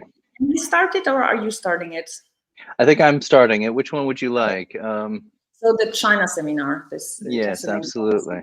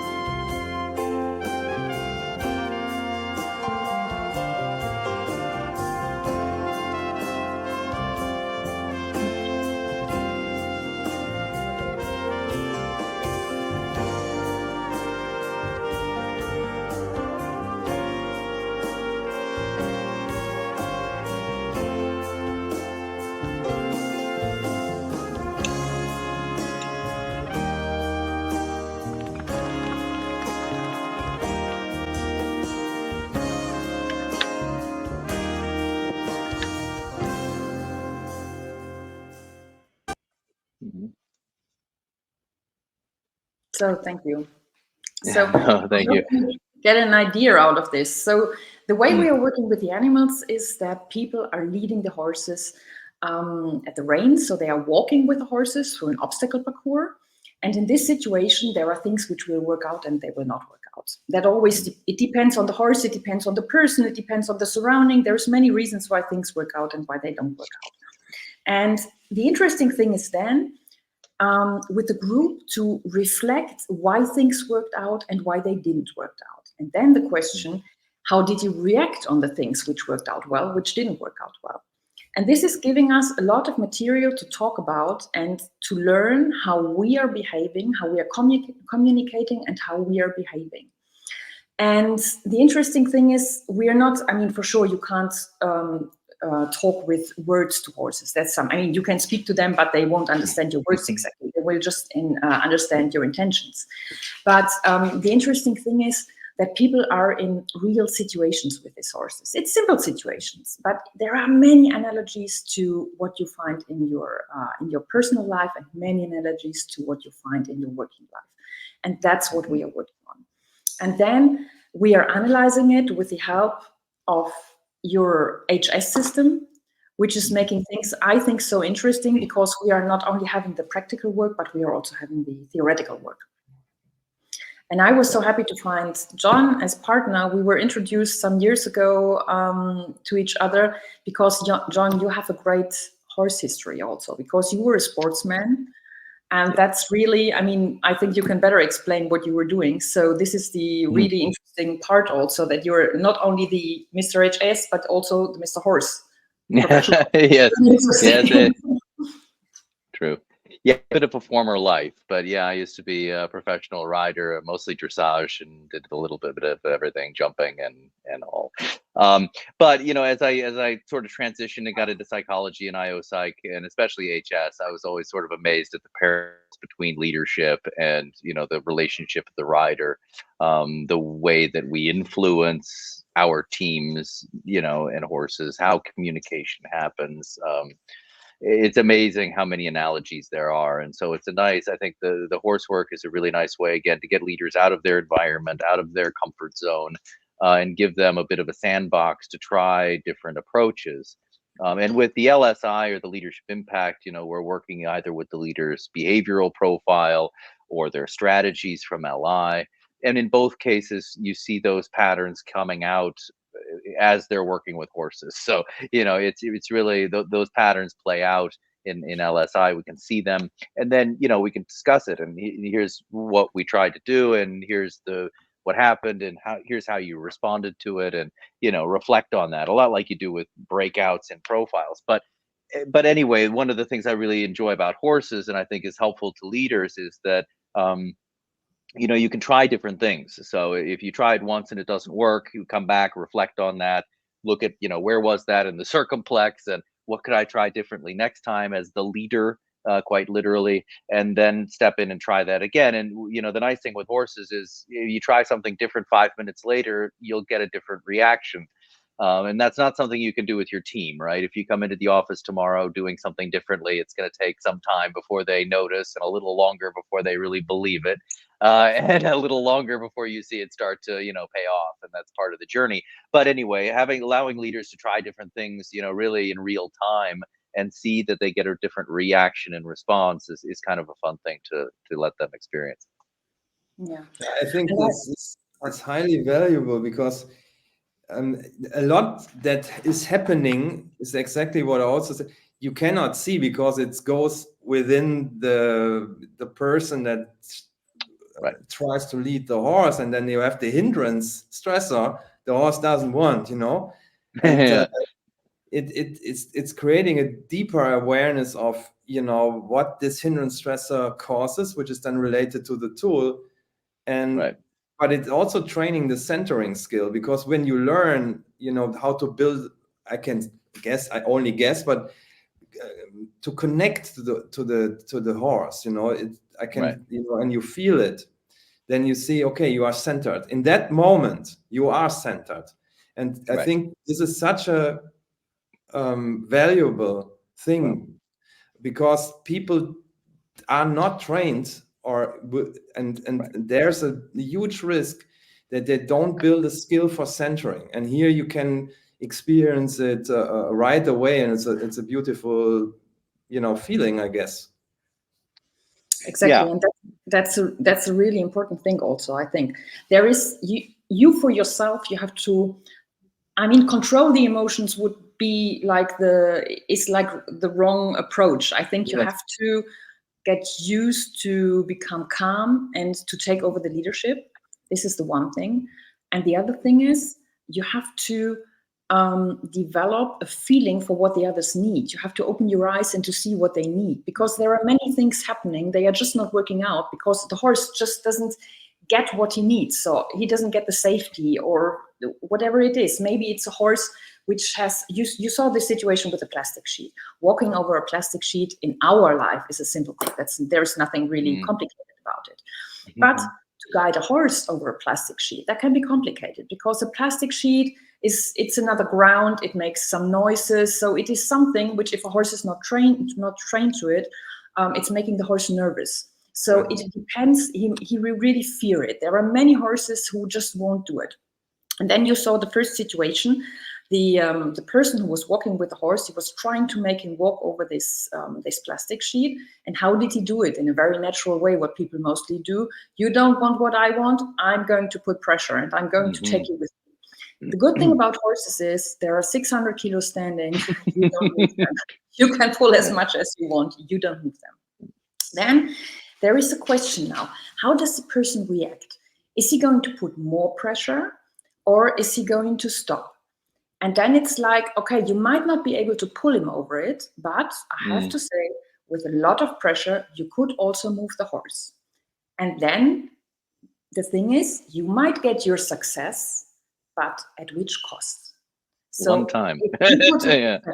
You will pay a high price, because you will the horse will lose the trust in you, and he might do what you want him to do, but at long term, you are getting a horse which will, in the first step, he will do the things he has to do, but at the very end, he will fear it even more and more and more and more, and at the very end, he won't do it anymore.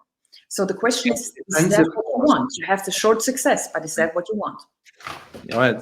And that's the classic aggressive behavior, and it's even the same reaction you get from the horse that you get from people. That diminishing returns of, you can force your team to do something, but next time it's going to be more difficult, and as it's diminishing returns, and you're just building a team that's resistant and fearful, and and you can see it happen in real time. It's quite great. And sorry, the other thing that I think is very important and cool here, it's 600 kilos standing there and not something you can pull or push.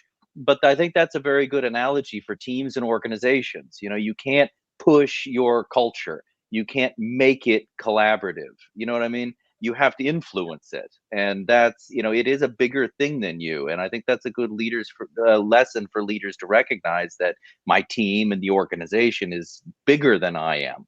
You're not going to get very far forcing it to try to do what you want. You get much further with influence. And that's, And the first thing where I guess that's similar, is that the first step is to connect.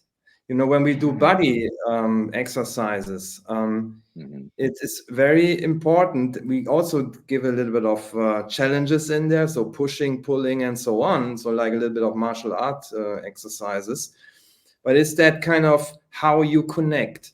In that moment of connection, there is that, if you can bring in that centering quality, then you have that, you embody the empathy. It's not something that you speak. It's just something that the other person, or here maybe the horse also feels, because the horse seems to be under stress when they have to go over this plastic thing. They are also in stress, right? So it's now super crucial. How do you connect? And I think it's, for me, it's fun. I love this concept of centering. I practiced this for years in the martial arts. But it has such a tremendous, it opens up a huge door for opportunity on the relationship, on the trust level, and so on. And that's what I see, that this is absolutely trained in that, what you're doing there. It's fantastic. Yeah, and it is as you said, you can really train it. It's not like just in theory that, in theory we all know how it works, but that doesn't mean that we can do it in our practical life.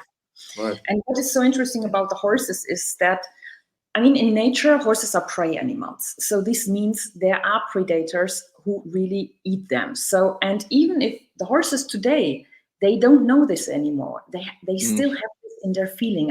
Our horses, our domesticated horses today, they never saw a lion or whatever, but they still have this feeling, this reaction of, if something happens, I have to run away. So they are flight animals. That's the first reaction they have. And if they cannot fly, they will fight. But first reaction is, I want to run away. I'm going to so the flight is bringing me in safety.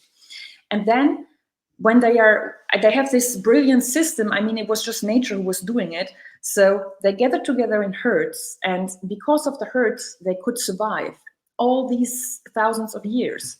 And what they do, for example, and we still see this today, when you have a group of horses, so they will always, in the night, for example, some horses will be sleeping and the others will be watching around if there is any danger. So still today, even if there is no real danger, there might be a white ball running around the corner, but they wouldn't attack them normally.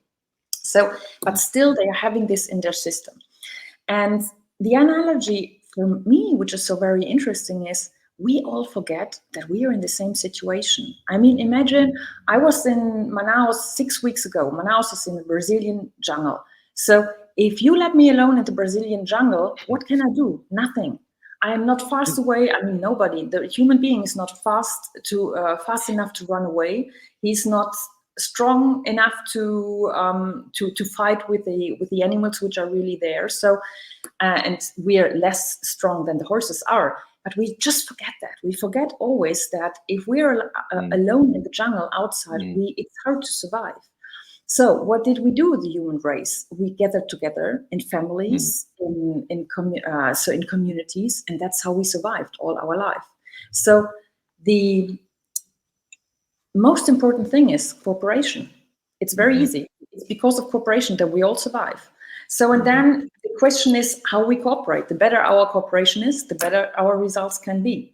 And for sure, very often when we are under pressure, when we are in stress situations, it is difficult to handle these situations. But with horses, it's so good because you can really learn to calm down. And when you calm down, you get the best results. It's not a question of how highly qualified you are. It's just a question of this naturally calming down and leading through the difficult situations. And at the very end, that's what's helping in life also. That's what's helping in everyday working life also. And that's the interesting thing. Also, the horses, they don't care about which position you have in your company. They don't care about if you're driving a big car, if you're having a big watch. They just don't care about it. They just care about the person they can trust because they don't want to put themselves in danger. And then if we think about companies, isn't it the same? You need people you can cooperate with, and you have to be sure that you can trust them, because you don't want to get in a situation which is risking your job, your work, whatever it is. That's not what you want. So you want to trust them. The thing is, I think what's inside this before you can cooperate is you should be aware that you are on a subtle level in a constant fight-flight kind of situation on the job. So it's when people are not aware of this, but it's present all the time. That's when we have, this stress-related reaction is a kind of fight-flight response or freeze response, right? So it's there all the time. And if you, let's say, have stress in the family or you look the bad news out there, we are actually constantly in that state of mind. Yeah. And I think it's important that through the work that you are doing, you have this opportunity to put it back into the awareness of people first, because that is the case then for cooperation. So how can I create a more safe environment so I can let go of that response, right? Yeah. If I don't have that, it will in some way I will do unethical actions or whatever, because I try to survive, or try to protect myself in emotionally from something here. And this is not a common way of seeing things. If you do it also in the martial art, it's clear. Once you touch somebody, you can already feel people that get tensed, or they get against you, or they lean back, right? So you have the same fight-flight response all the time, because there's an impulse here, or a challenge, and people are triggered only slightly, right? But if you are not used to this type of training, it will not come to your awareness. And if it doesn't come to your awareness, how can you then deal with it in a constructive way, or see even the opportunity in cooperation, right? Exactly. Because it's a beautiful thing to have then. And exactly, and that's the important thing, becoming aware of the way I'm behaving, I'm communicating, I'm feeling. This is so important. And so what we use is, we have this communication with the horse in one part, but then also we have the group. So the group is watching the situation. So we want the group to not only to analyze the situations, but to learn from it also, and to, that's the old story of feedback. So the question is, how good is the group really working together? Is it positive feedback they are giving? Is it negative feedback? So these are tools we are also using. For example, you saw in the video, you have the first person who's walking with the horse.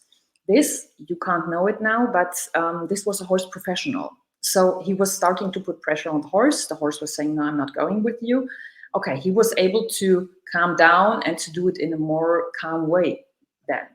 But the second person who was walking with the horse was a person who never ever touched a horse in his life before. So imagine, for the second person, it was another horse also. Horses have their own history. Horses have different, I mean, let's say it's not every horse is walking in the same way with you over a plastic sheet, because they have the things they learned, they didn't learn, so they have their own fears or not.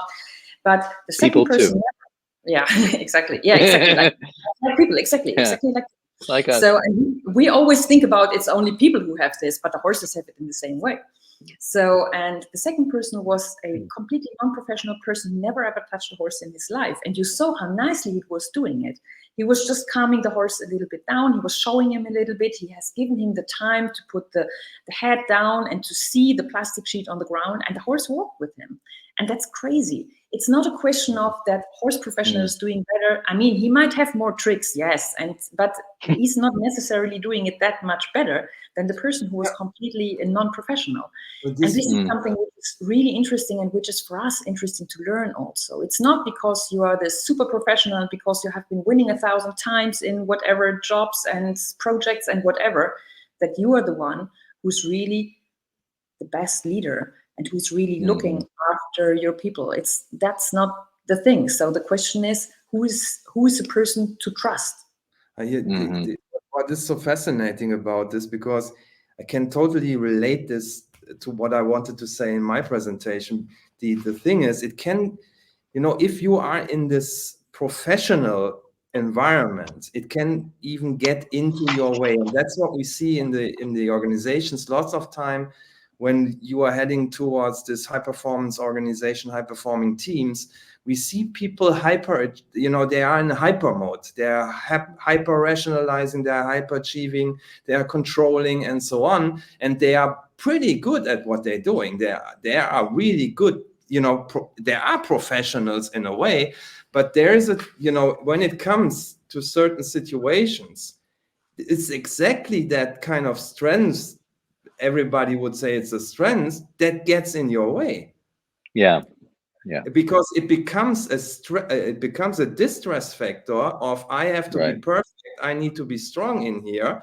If the environment is unusual for you, if there's something here, people are watching you, the horse, now I'm the professional, people are watching, they expect for sure that I do a brilliant job here. Now you have all this kind of stressors involved, right? And then again, there is something where the person cannot connect in a way that the horse feels the trust element in it, right? And I think this is so I love it really, because it actually makes it very, very clear what is the underlying process, what is the underlying thing, and also where's the opportunity here, right? And therefore, I think people need to get trained in this awareness and on the centering and how to build connections. Here from human to human, here from human to animal, in a way. It's from a sentient being to a sentient being. There you go. So there we are on this, back to our it's back to life, to real life. Yeah. Yes. Right. Yes. And away from that kind of I have to prove that I'm a professional. You have proved it all the time. Yes, and now there's something you may not be so skillful. And why not allowing this to happen, right? And then maybe an opportunity or window of opportunity can open. And I really precisely. like that. Yeah, like two situations of the seminars which are just referring to this. Mostly when we have writers in the groups, these writers are really much more under pressure than the others. So the others might fear the horses, and they never did it, and so they don't really know how it works out. Right. But those who are the professionals, they think they have to perform and they have to do it. Right. The thing is, it's not because you're a professional that you're really always doing it better. It's just not like that. But they think it so, and then they have their group standing outside. So a really hard situation which we had once was, and I wasn't really not prepared that this could happen, but we had a person who came that much under pressure that she started to hit the horse. Oh. And I was standing there. I mean, okay, it was just too late. So I told her afterwards, you're not allowed to hit the horse. But I could never even imagine that this could happen. So imagine how much this person was under stress in front of their colleagues, that she was just going and hitting the horse.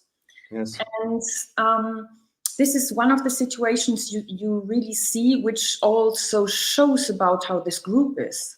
So, and then you have to find a solution to this situation. So you have to bring the people into communication, which was not easy in this situation, because sometimes these groups, I mean, they can be so tense that it's easy to talk about. No, that it's very difficult to talk about these topics. And but mostly when we have 2 days, we find a way to do it. So we find our development to do it. And another situation we had, it was the leader of the team working with his team, and we are doing some of the things. Also, you have 2 people working with 1 horse. This is always very interesting, because you need and they have to guide 1 horse through the obstacle parcours, and they need a lot of communication between themselves, and they need the communication with the horse.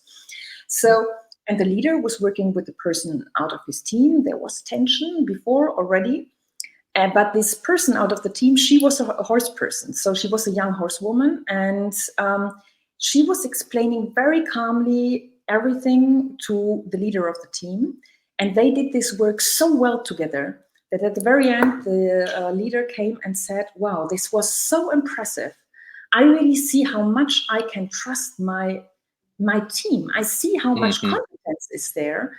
And the thing is, in this situation, she just didn't know what to do anymore. So she was not able to, what you said before, she was not able to control the situation. And because she was not able to control the situation, she was able to open her eyes and to really see how good the work of the other person was, and to admit that at the very end. So, and these are the things, this is a communication we want. We are all making mistakes. These situations are difficult. It's not because we are professionals that we are doing it better. But what we want is, we want to see, how do we behave in situations? How do we feel? And how can we improve ourselves to make it better for ourselves, for the team, for the situation, for the result we want to have, just like for the whole situation. And that's really interesting. Right. That's in my terminology. This is this player-learner state. You know, this creating a setting where everybody is in that player-learner state. The horse, the other people in the room. And all of a sudden, the insights that come out of this situation are tremendous. Yeah, tremendous. And I mean, you have to be self-aware a lot to see the value in this, right? can also imagine that people look at us and say, I don't know what they're talking about, maybe, but this is so important. This is, words cannot express that. I mean, I worked 15 years for KPMG in all sorts of, difficult projects and so on. And I now do it for 13 years self-employed. I come to the realization this is the most important part of it, of all the things, because if you can get this right, you can handle almost every challenge. Yeah. You can handle almost every challenge. And therefore, this is so important. The good teams, those who really trust each other, who want to do their work, who really, they go for it, they can do incredible things. Yeah, that's what I also think. And the interesting thing is that in this context of not being in, let's say, of being out in nature, of not being in only the theory context, but in this practical context, mostly, I don't say 100%, but it's really like more than 90% people open up and they are willing to talk about the situations, because it's exactly this, what you said, player learner, everybody's stepping in this situation. And you have this situation that there is a horse, he's just not cooperating with you, and you can't tell everybody, but it was great, he was cooperating with me. You can't, because everybody saw that he was not. The thing is, in many situations, I mean, we can lie, we are people, we can lie, and the horses cannot. And I mean, they just cannot, they just don't, because they just do something or they don't do it. So, and they are not even willing to lie, because they cooperate or they don't cooperate with you. And this is so interesting, because people have to admit it, and you cannot go around like this in the normal life. And that's why mostly people are opening up, and also because these horses are so fascinating. So it's just the animals are so fascinating that they are really touching people. And that's something which for me is the big, that's what I really love about the work, because I know a lot of these situations where everything is so stressed and tense, and people just, they just can't talk about it. I mean, we all know that talking about aggression, talking about fear, I mean, fear is something in how many companies you are not allowed to talk about fear. But fear is something which belongs to life. It's very easy. It's not because you fear something that you are not professional, or that you're not going to have a good result at the very end. Some people need this fear and pressure to go through something, and they will do it. And but why not talking about it? And these things, for horses, they are so strong. But we have to talk about fear. We as horse people, we have to think about how can we teach them that they don't have to feel this fear. So this is something which we continuously have to teach them. And on the other hand, we have to build a surrounding which is not provoking them all the time, which is really giving them a calm situation. It's just the same then in a company, isn't it? Leadership and climate.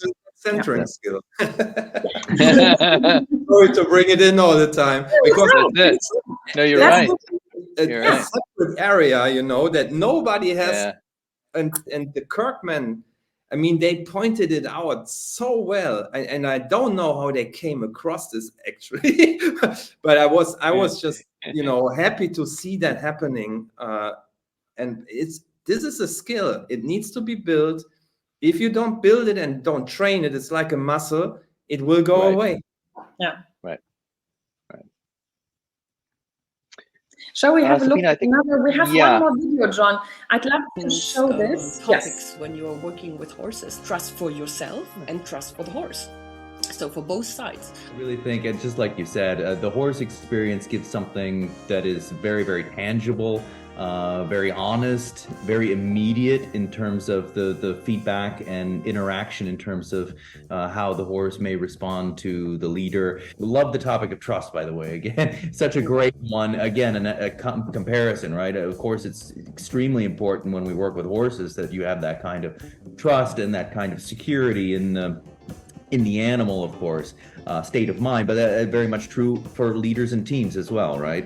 Teams need to trust, feel that they can be open, communicate, share their new ideas, and very much when we look at teams and cultures where people have a hard time speaking up, they withhold new ideas, they don't share their creativity. We find a lot of that comes down to topics related to trust and as well leadership.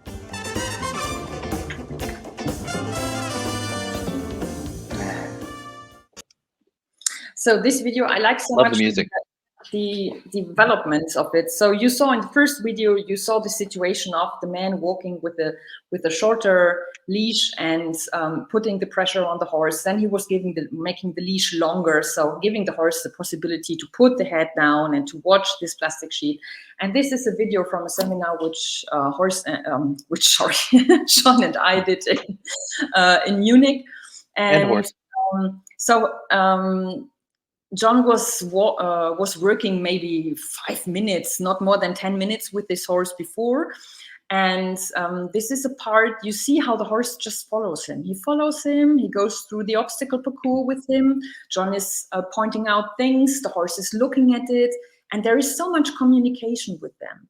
And it's just the horse knows I can go with him. There is no risk. I can just follow him. And also, I mean, even if he has a trust that he can follow him, still there is no reason to follow him, because he could just say, why should I follow him? But he follows him because there is this connection, because the horse just says, yes, okay, I can go with you. Let's do this thing together. And so this is voluntary that the horse follows him. So no rope, no leash, no rein, which you can say, okay, you have to come with me. And that's the aim. And this is a fascinating thing, because if we are able to, if we are able to work like that, if people really want to do the work they have to do, or which is like, if it's really a voluntary thing, then we can do the really good things. And you can see that, sure, you can do it with pressure and you will get a result.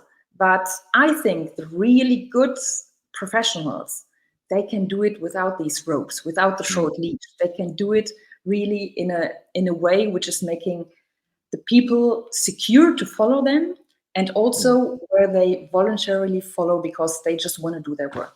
And that's so fascinating about it. And that's what we are really training people, which we are giving them the possibility to train, to do it again and again, because that's not something you just do in 5 minutes. So you have like 1 or 2 days, depending. And but the really fascinating thing for them is when they come out at the very end and to have these results. That's really something which is fascinating. And we're just giving them an analogy for their jobs, and they can reconnect that. So when they are in stressful situation, you can think about, but last time with the horses, it worked out without the pressure. So maybe I can find a way that that I just stop with all this pressure and I continue without the pressure. So it's something we can always reconnect to. Right. Yeah, I think giving the people the experience really is what makes this transferable, and then, like you said, that it makes such an impression on them that, the next time they're in the situation with their team in the office, they have that ability to reflect and hopefully make a more informed choice. Yeah. Very cool. Fantastic.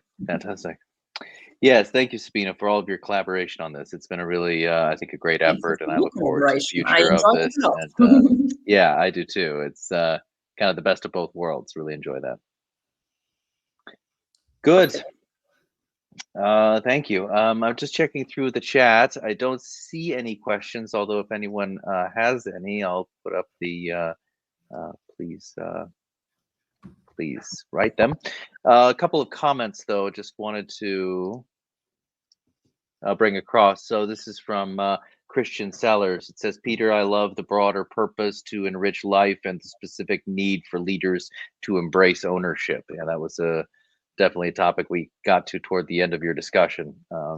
The other point he made is a previous employer used to call that tipping point. We were talking about kind of getting the culture to a tipping point, used to call that cultural voodoo, the magic that makes everything better. Yeah. Okay. I'd rather stay out of voodoo. I know. But it's great. I should adopt that terminology, but he's right. That you can sort of feel it when it's happening. It is sort of an interesting, cool thing. Yeah, cool. Fantastic. All right.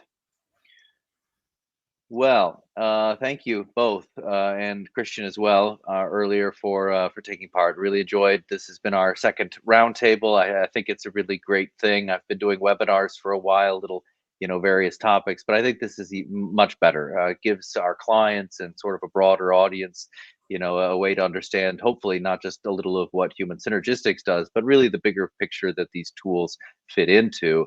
All of the great work and positive change that comes from integrating those tools and good data into development like yours, Peter, and also like Christian was describing, and into the kinds of leadership development and training that Sabine and I are collaborating on. So anyway, it's a great thing about this work, and then the tools. It comes back to a win-win for everybody, and helping to create real and positive and sustainable change. So thank you guys for your insights and support in that, and I look forward to hopefully many more years of collaborating with you on these good efforts. Thank you very much. I hope so as well. Thank you, sir. Thank Yes, you. stay centered. Stay centered. Yeah. I work on this every day. Yeah, good man. That's what it takes. It's a pattern. Lovely. All right. Thank you, Peter. Have a great weekend. Thank you, Sabina. Really appreciate the time, and to everyone who took part, thank you very much for being with us.